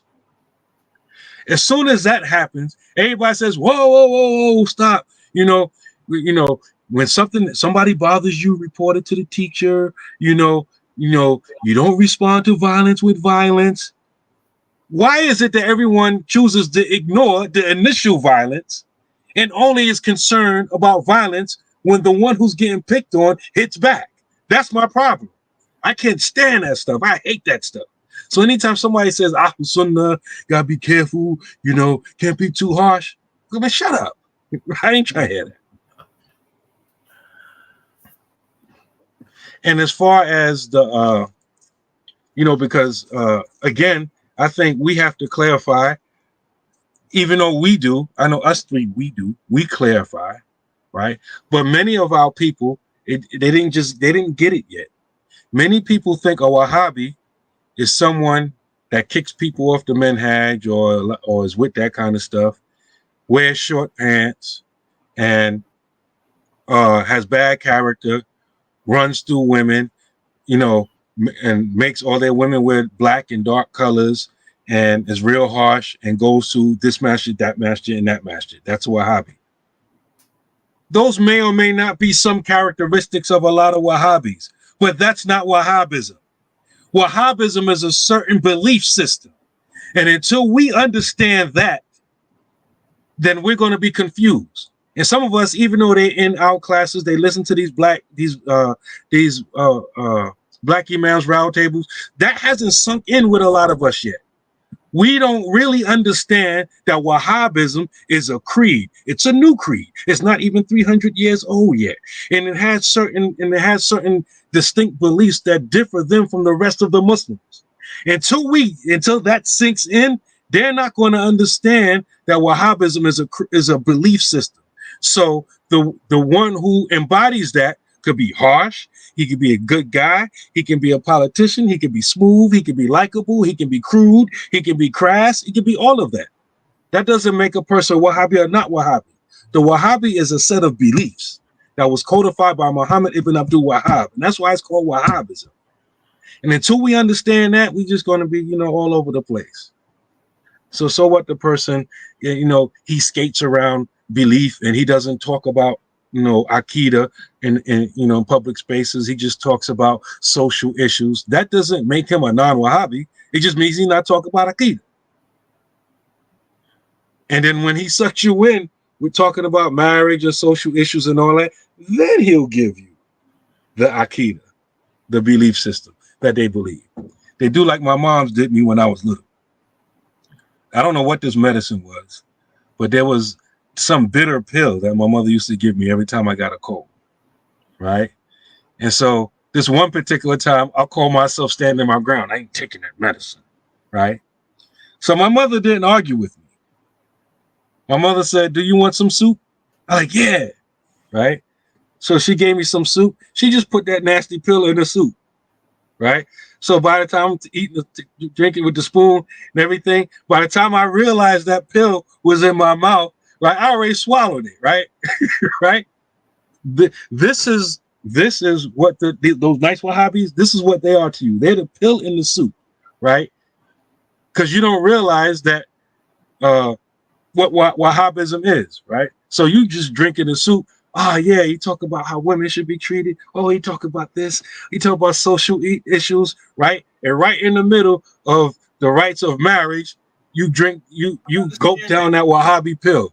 Now you believe Allah's on his throne above the heavens with a spot waiting for him next to him of the Prophet sallallahu alaihi wasallam and all that kind of stuff in your marriage class or in your Arabic class when they teach you hiwar, when they teach you Arabic conversation and they have the little child going, they do the conversations, the question and answer, and then you hear the question, "Ain't Allah, where's Allah?" And then you hear the little girl saying, "Fi sama," in the heavens, and you like, it's just Arabic class, it's not creed. Yeah, it's that bitter pill, that bitter Wahhabi pill in your soup. And so you got to watch out for that. But y'all don't get it. Y'all think Wahhabism is short pants, black overgarments, and running through women and just kicking people off the minhaj. Wahhabism is a belief. That's why you have to learn the proper belief first. So when you see other than that, you know how to recognize it. And until many of us get that, then we just won't get it. I'm sorry. I get triggered when people try to make the victim to be the victimizer. I don't like that. I don't know. I don't know what I missed, but y'all got fired up somewhere. So I had to move to a different location. There's a couple questions, but one is brother asks about, do y'all have any lectures on the so-called 3 levels of Tawheed? If not, can you point me to a lectures proving that innovative belief? Can I summarize that real quick, and then we're going to do a lecture on it? We just didn't do it yet. Maybe next week. Maybe next week we could do it, right? Because someone wanted to come on and talk about the issue, and we invited them, but they didn't show up, right? So, they just was typing away. I said, no need to type. Nobody got time for all that typing. You're welcome to have, your say about it, and we could discuss it. Because I think one quick, I know we on overtime, but I said this would happen because I felt that, right? Listen, there's nothing to debate about. We've all been hoodwinked. Can we put that up just so we get it? And when I say we all, if you're the exception to the general rule, that don't change the general rule. We've all been hoodwinked. Can we put that up, please? Just like, so things stick in our mind. We've all been hoodwinked, right? So there's nothing to debate about. We're trying to clarify or discover how we've been hoodwinked and what we need to do to fix it. There's no argument, right? So you can't tell the truth. You got to tell the truth as it is and let the chips fall where they may. So it's not a battle. We ain't battle rappers. It's not a battle between me and you. We ain't make it up. You've been hoodwinked, and so have I. So now we're both trying to discover the truth. We're going to take the blinders off. We're going to read, research, and discover and have a real conversation. There's nothing to argue about. There's no, I'm trying to make you right, you trying to make me wrong. It ain't about that. We got to discover the truth. Wherever it falls, that's it. Once we approach it like that, you can talk about anything, right? Let me explain something. Let's be honest to the Salafi people. I don't want to say Wahhabi for this purpose. We're on the way of the Salaf as-Salih, right? Isn't that what they say? Simple question. Did any of the Salaf as-Salih call themselves Salafi? No. That's a fact. None of the Salaf as-Salih let's give it the narrowest definition you can give. The companions, the followers, and the followers of the followers. Did any of them know the term Salafiyya? No. That's an answer. No. That's not an opinion. That's a fact. Go check it. Did any of the followers of the followers or the companions of the Prophet, radiyallahu ta'ala anhum, did any of them know anything about the word Salafiyya? No. Did any of them call themselves Salafi? No. Okay. So if you're going to say, don't call yourself Ash'ari or Maturidi, then you need to say, don't call yourself Salafi. Because they knew the names Ash'ari and Maturidi before they knew the name Salafi. They knew Ash'ariyya, Maturidiyya before they knew Salafiyya. The Muslims, period. That's a fact. Now, you get some of them who want to play linguistics on you. Well, the Prophet called someone my Salaf. That's very different from Salafi, brother. I mean, that don't fly. You took a hadith that no one before you understood. From this, we get a group called Salafiyya. Would you knock it off? The books of the comment, okay, we don't got to argue. No debate. Let's not argue. Give me a book of a scholar who was a hafiz, who commented on that book and took that hadith and came up with we Salafi. Show me one.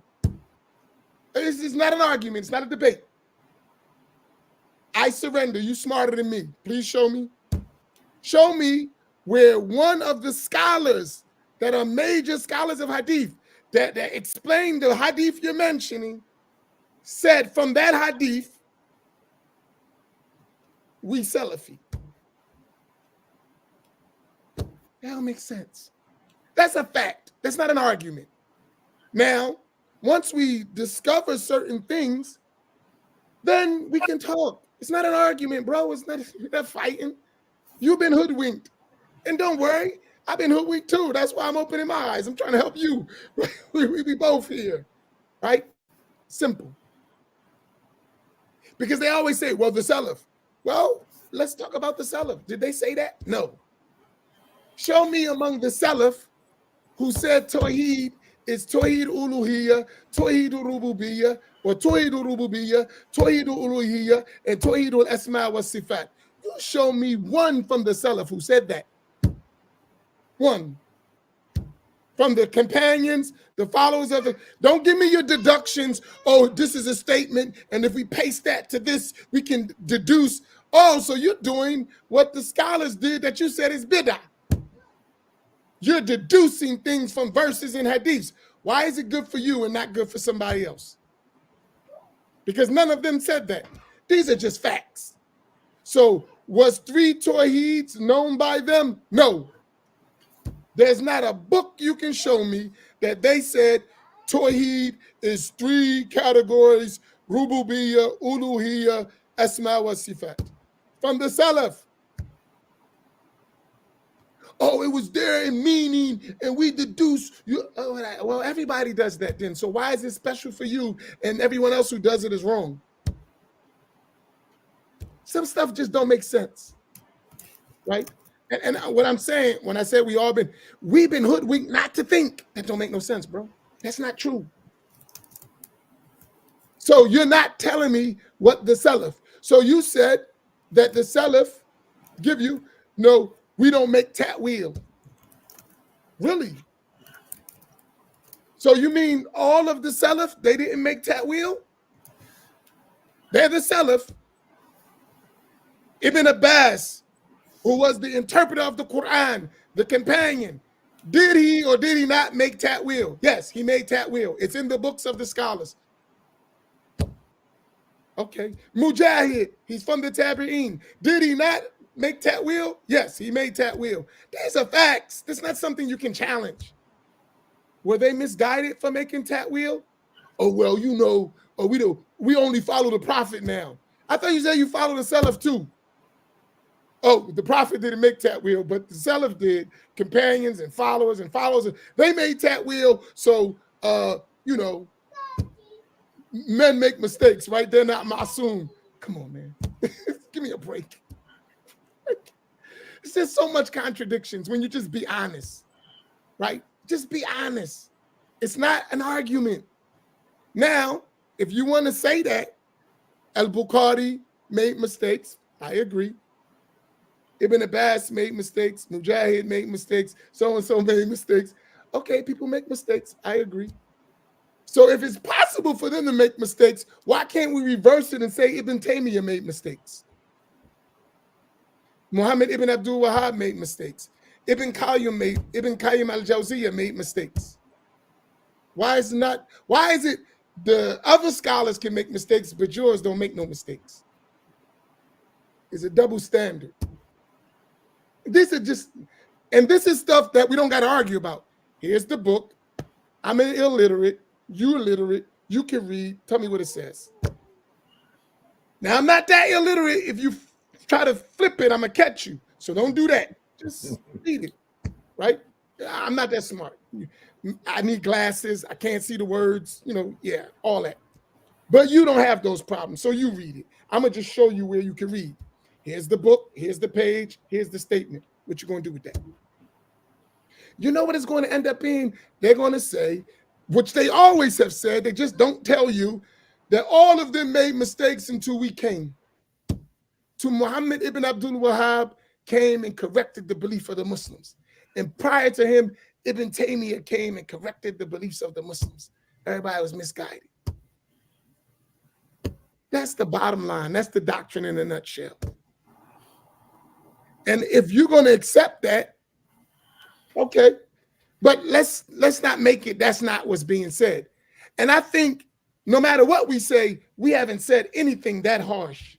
That all of the Muslims, you know how many, I'm talking about top level scholars you're talking about are misguided? Like thousands. In one book of biographies in madhabs, you have over 10,000 scholars. In one book, in the tabaqat of Maliki scholars, or the tabaqat of Hanafi scholars, or Shafi'i scholars, or Hanbali scholars, in one book, you may have 10,000 narrators, levels of scholars, 10,000. So if you take all four, you're talking about 40,000 different scholars, and then you're going to replace 40,000 scholars with four.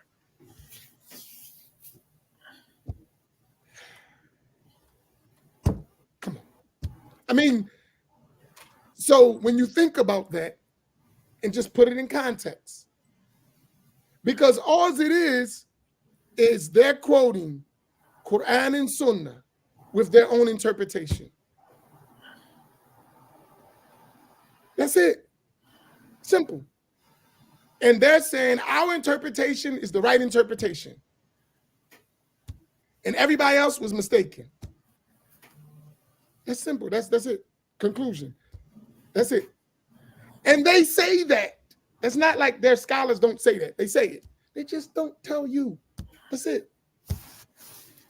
And for us, they told us Santa Claus is bringing you toys, and Rudolph the Red-Nosed Reindeer is leading the charge. And some of us believe that. I did. I remember when I discovered it wasn't no Christmas. It was one of the most devastating things that happened to me. I was like, that's no Rudolph reindeer, and you're not Santa Claus. And guess what happened? I got a beating. It is a Santa Claus. That's how bad they had our parents. You beat me for a lie and tell me don't lie, but you give me a whooping for you telling a lie. Yeah. Doesn't it all sound familiar? Come on, man. And listen, we ain't even opened up the books. You think, like, if we really went through, I've been doing this type of research for 30 years. I reached a point where I'm like, come on, man, stop. I reached a point, if you believe that stuff, you might as well say our religion is just like Christianity. If you believe those lies. It's just the stories made up and was passed to us. I don't believe that about Islam. But that's what they're trying to tell us. And they're just trying to reshape it. A Protestant version of Islam. That's it. Paul was on the road to Damascus, and all of a sudden the whole doctrine changed. And notice Ibn Taymiyyah was in Damascus. Come on, man. And we'll touch it next week, inshallah. But just think about that. I wanted to answer one question. I don't know if y'all touched it, because I'm worried about my brother. I love him, but I'm getting concerned around here. I heard you talking about this. Did you answer that, Imam Naeem?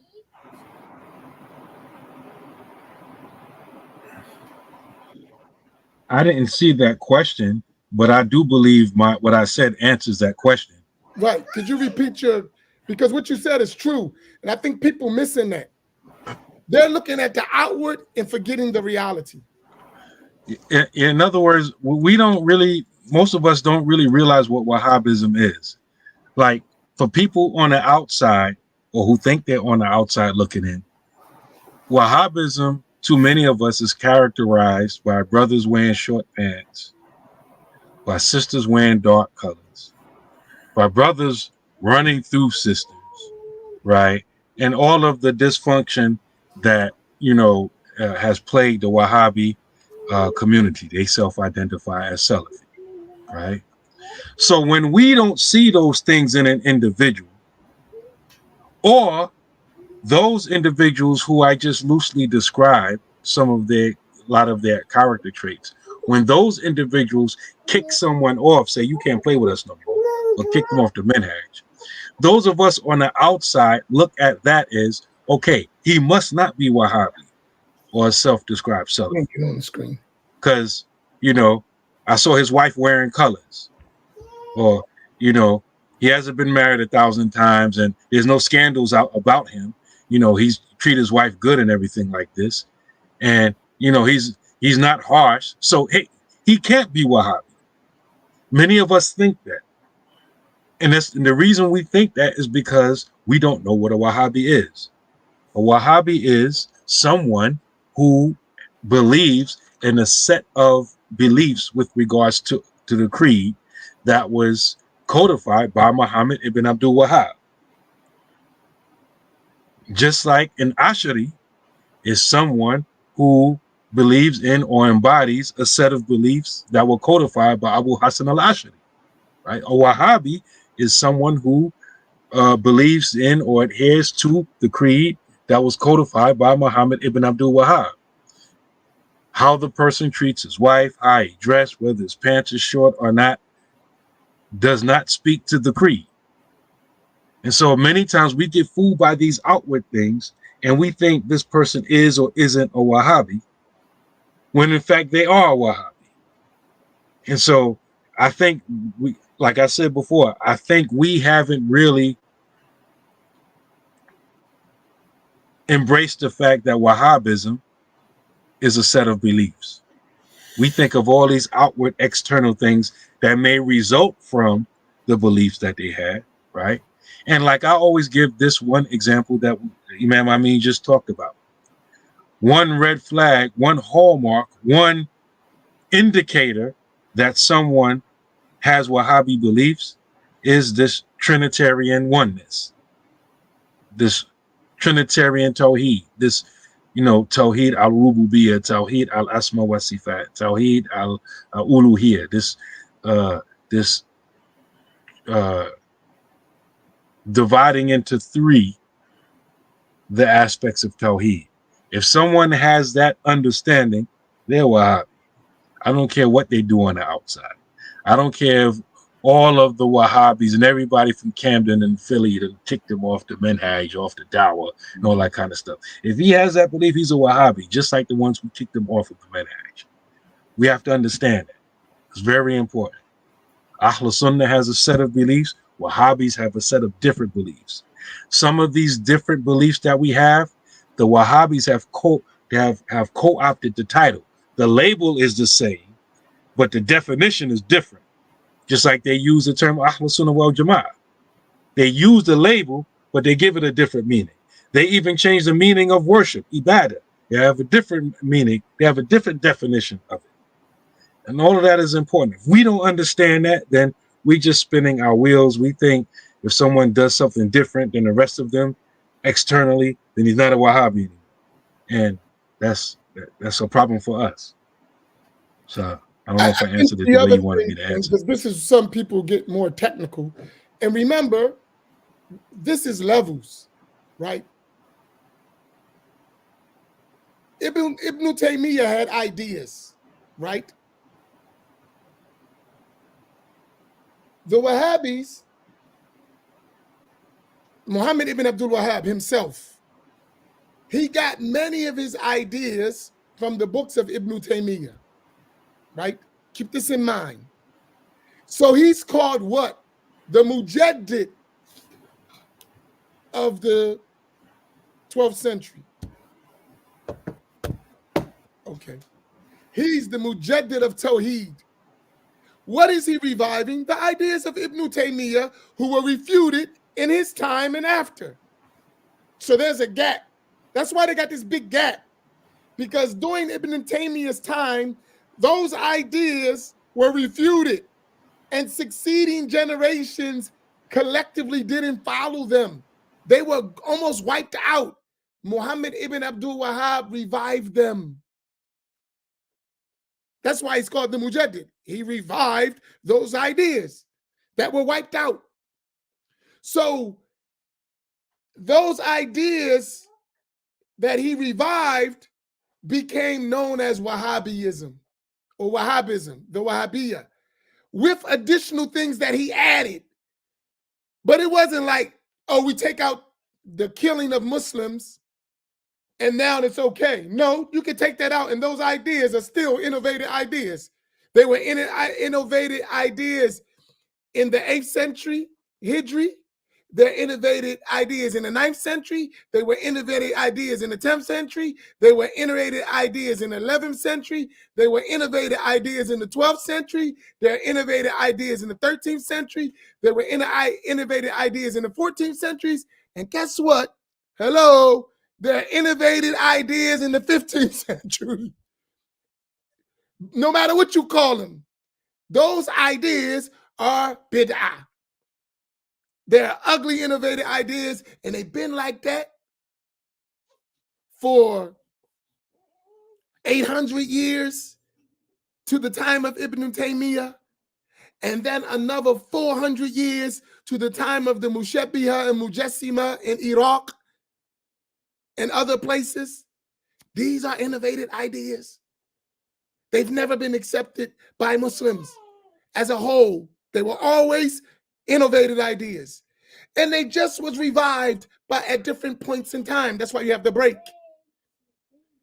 Now, here's the challenge. If that's not true, produce a chain of all those innovators all the way back to the Prophet, sallallahu alaihi wasallam, who all said, I'm Salafi. Go back to the Salaf. Don't even go to the Prophet himself, sallallahu alaihi wasallam. Go back to the followers of the followers with an unbroken chain of people who had those ideas, who narrated one from one all the way back. You won't find that. But you'll find it for the Ash'aris. You'll find it for the Maturidis. They exist all the way back to Imam Maturidi. That's something strange that no one knew. It's not something strange. People followed it, and Muslims were on it. That's real. It wasn't never just some crazy idea that Muslims didn't know about. This is just stuff that you need to understand the actual creed, what they're saying. Because if you look at every Salafi, so-called Salafi, in our time, he reads the books of Muhammad ibn Abdul Wahhab. That's their books. They don't read nothing else. So you get some slick ones that say, we're going to follow the Salaf. And they're going to pick and choose among the Salaf who they want. Salaf is a noble generations of people. Why we got to pick selected ones? Wasn't they the scholars of them at least? Wasn't they all people of virtue? Didn't the Prophet ﷺ say, Khairun nasi qarni thumma alladhina yalunahum thumma alladhina yalunahum? The best people are my generation, those who came after them. Isn't that the Salaf? Wasn't they on the right path? Isn't that what you say? Why you only got to pick a few? Right? It doesn't make sense. So I'm saying, no matter, they are the same people from the 90s, from the 80s, 70s, 60s, 50s, 40s, 30s, 20s, the 10, 1900, 1800, 1890, 1888, all the way to the time of Muhammad ibn Abdul Wahhab. These are the same people. Just because you put on a different face doesn't mean you have the same body. You change your face. Just change mask. Every time you get discovered, change my face. Get discovered, change my face. Same stuff. It's, even if you smile. So even if you lick your lips like LL Cool J, you're still the same person. The angry guy who was blowing up the place is the same guy licking his lips, talking about sisters, I can fix your marriage. Same stuff. Forget the personality, just change face. Or the angry one who kicked you off the minhaj. It's all the same, no matter what. The doctrine is the same. All right, I'm getting sleepy and being smart. Just have a little fun. We like fun. Yeah, alhamdulillah.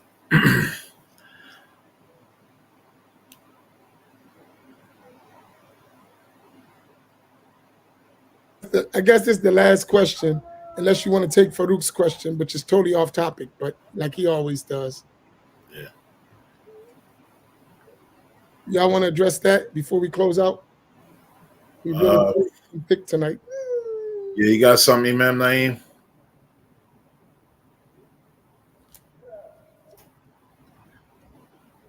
I don't know. I'm like an interpersonal type person, so you're not gonna come at the same. You're not gonna come at everyone the same way. I think it really depends on how much the person you're talking to trusts you. If they don't trust you, they ain't gonna listen to you anyway.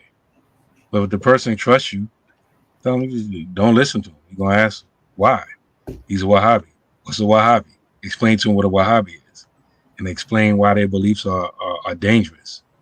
And even though the person may not be talking about belief in that particular video or what have you, explain how it can be put in there.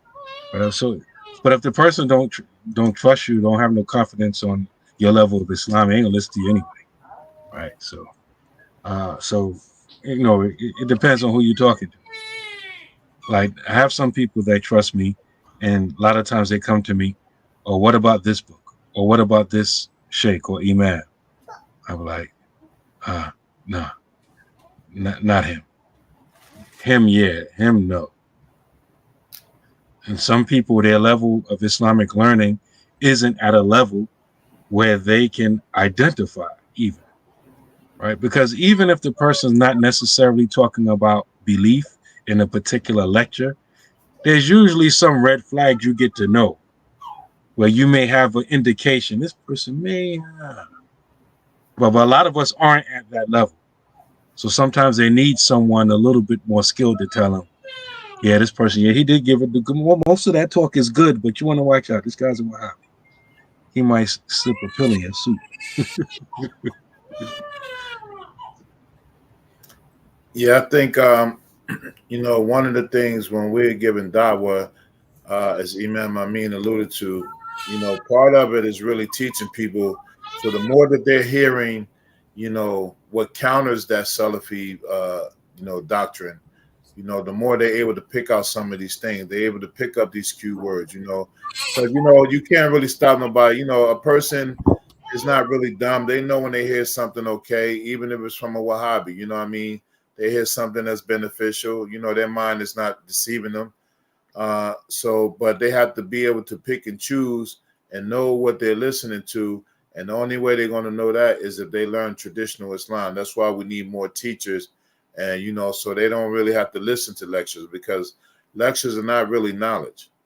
There's some, beneficial things you hear, but we're talking about teaching. So when you hear these code words, like, somebody may recite something from the Quran, and then they'll recite something from one of the Hadith scholars of the Salaf, and then they go right to Ibn Taymiyyah. That's one of the main signs. Then they'll use the classical works and explain them by these contemporary scholars and choose and pick what they want, And so when they might even work on a classical book, and they say explained by such and such scholars who's a contemporary person, he's a Wahhabi, and so that's another sign. For instance, you see when they use Aqidah at-Tahawi, they use Ibn Abu Iz al-Hanafi's book, which he was Wahhabi in creed, and they'll tell you that, they won't refer to the other 12 or 13 commentaries on that are classical, that come centuries before that one. Why that one? So these are some things. And and even people listening to them, but knowing what the opposite is or what the counter is what's important, because people are going to listen to them anyway, so, but if they never get taught anything else, so when you give da'wah to someone, ask them, let them think, okay, you listen to this brother, they might say Sheikh so-and-so, he graduated from Medina University. Okay, well, what did he say? Well, what was outstanding about what he said? Okay, and then be able to engage them.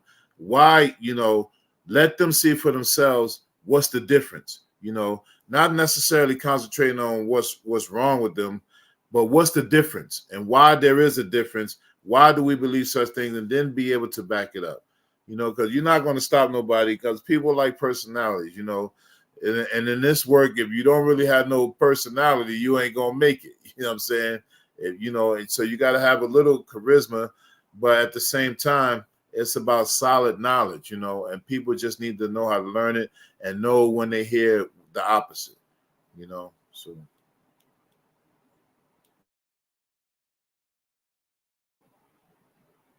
I guess we could take Farouk's. We take this last question. I think. right. Well, before we get to that, I just want to say this, right? We do realize that this is very challenging for us. It's heartbreaking for many of us, right? It is. Many of us drunk the Kool-Aid and we feel hoodwinked again. And we know it, but like, man, I done spent my money on this. I've been, it's hurt. It hurts.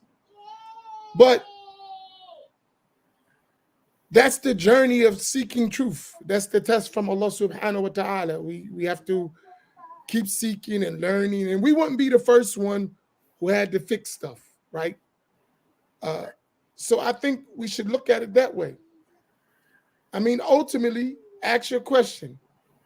Did all the Muslims before the coming of Muhammad ibn Abdul Wahhab and the Saudi family know Islam or not? Right? When they made that union between the house of Muhammad ibn Abdul Wahhab and the house of Muhammad ibn Saud, and they came together to establish the Saudi Arabian kingdom with the Al-Sheikh religious authority, the children of Muhammad ibn Abdul Wahhab, were all the Muslims misguided? When you answer that question honestly to yourself, then your problem is partially solved. Then, if you do, you have to ask why or why not. Why were they misguided or why were they not misguided? Then there's a process of learning. Which issues are the issues that cause the conflict? What are the issues that they agree upon? So I never tell people, I would never tell nobody, this is the worst thing to tell Black people. Don't read. Don't listen. No. Let's change that. Critically read and critically listen. I would like us to keep this in mind. Critically read and critically listen. This idea of don't listen to him, he's off of it. Man, no. Learn and critically read, and critically listen. In this way, you can intelligently learn questions, and then let's support ourselves. Let's protect our village. Some people can't read, so they need other people to read and help them. Some people don't know how to critically think. They need people to critically think and show them and walk them through it. So not all of us are the same. Those who have the ability need to say, listen, if we were a family and we had different ideas, we would go to our brother and sister and be like, that's bad for you. And here's why. And we would give all our energy to save our brother and sisters from harm. Same thing we should do here, right? With our religion. So I just wanted to put that out there. And here's Farouk's flaming question to take us on another whole hour talk. Did the Tabligh Jamaat prize themselves doing da'wah to Muslims? Why haven't they also addressed the problem of Wahhabiyya when giving da'wah to Muslims, especially in the African American community? I have a simple answer for that, but I'll let y'all go. I can answer that very simple in my answer to that. All right, answer simply, wrap it up, man. Imam Naeem, you got something on that? This is my honest answer. I knew the Tabligh Jamaat from the 80s. The Tabligh Jamaat has fell apart from its original concept.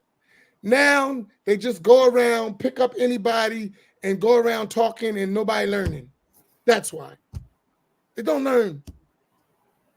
They go from masjid to masjid, picking up people. Yo, come on, let's go on a 3-day khuruj. Let's go on 7 days. Let's go on 40 days. This person doesn't even know how the rules of the religion, didn't learn the belief. He's in another masjid giving a talk. Get up, say some stuff. Didn't even learn what to say, right? So he doesn't even know what a Wahhabi is. He doesn't have any idea of Islamic stuff. He was just coming to the masjid to pray, and somebody told him that he needed to go out on a path and didn't teach him. That's the problem with the Tabligh Jamaat. Besides other issues, but that's the main problem. So someone can't talk about something they know nothing about. The guy just was on the street corner or was in the black community hanging out. Some Pakistanis or Bengalis came, brother, come to the masjid. He come to the masjid, he pray, then they say, brother, come on, we have to go on da'wah. He's hyped up, he felt good about himself. He's going around, he don't know the deen. No one sit him down, told him a book of Aqidah, a book of fiqh, a book of anything. He's reading a few hadith with some person who's just quoting, who didn't learn himself. This is the habit. They can't speak about something they don't know. That doesn't make them bad people. They just don't know. They need to learn. And that's the problem in the Tabligh Jamaat. Jama'atul Tabligh, that's their problem. And I remember back in the day, when they first started really becoming popular, they used to have a Maulana with them. When you would go out, there would be someone who actually studied something with the group, and he would be teaching while you're going. They don't do that anymore. Now, any unlearned person, they're suffering so bad, any unlearned person would be the Amir. He doesn't even know the rules of the religion. That's the problem. So they can talk about something they don't know about. And then if you're talking about African Americans, it ain't enough of them to even deal with African Americans, because we all became Wahhabi. We ain't listening to that no more. Even by default, we're not listening to the Tabligh stuff. That's like Sufism and Bid'ah and all that. We ain't listening to that. So that's not even a concern really in most of our communities. And Allah knows best. That's from my experience. I just had this conversation with the Tablighi brothers and at Masjid Muhammad. They came. I said, y'all guys got to sit down and learn. They had the whole group. Not one of them studied a basic book of fiqh or Aqidah. They have a whole group. Not one of them studied one book of Aqidah or one book of fiqh. Not one. And they're out. They want to teach. Not one person. Not even a basic book of fiqh. They're supposed to be Hanafi. Never studied a book of Hanafi fiqh. They're supposed to be Maturidi. Never studied a book in Maturidi Aqidah. Not even a Tahawiyah. Nothing. But they want to give da'wah. You got to learn to give da'wah first. Right? You can't just say my respected elders. That doesn't work. You have to learn. May Allah help us. We've been hoodwinked. We got to fix it. All of us. And I'm not excluded. I'm saying we have to fix our problem. May Allah help us. And I'll stop with that. You know, I could get long-winded. I'm really concerned with this stuff before I die, that we are in a better position. Before I die, I want to know that I did my part of helping us learn. I can't do but so much because I need to still learn myself. But at least we at a level where all of us will recognize game when we see it. That would be nice. We would, even if we was down with the game, we recognize this is game and I'm just down with the game.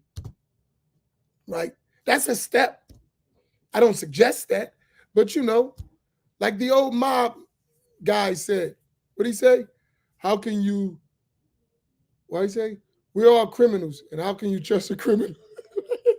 He knew we was all criminals. We're all criminals. How can you trust a criminal? That was John Gotti, right? We're all criminals. How can you trust a criminal? At least if we got to that point, sometimes we're guilty of the crime and we don't even realize we're committing one. May Allah help us. All right, I'm done. Y'all can close out.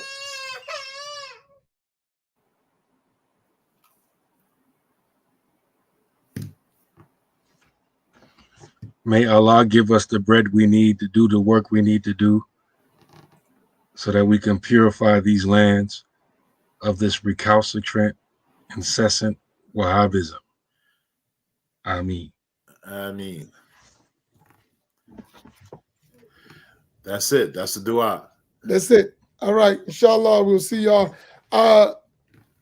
I'm sorry My life has drastically changed over this weekend. I cannot guarantee that I will be able to do every morning for a little while.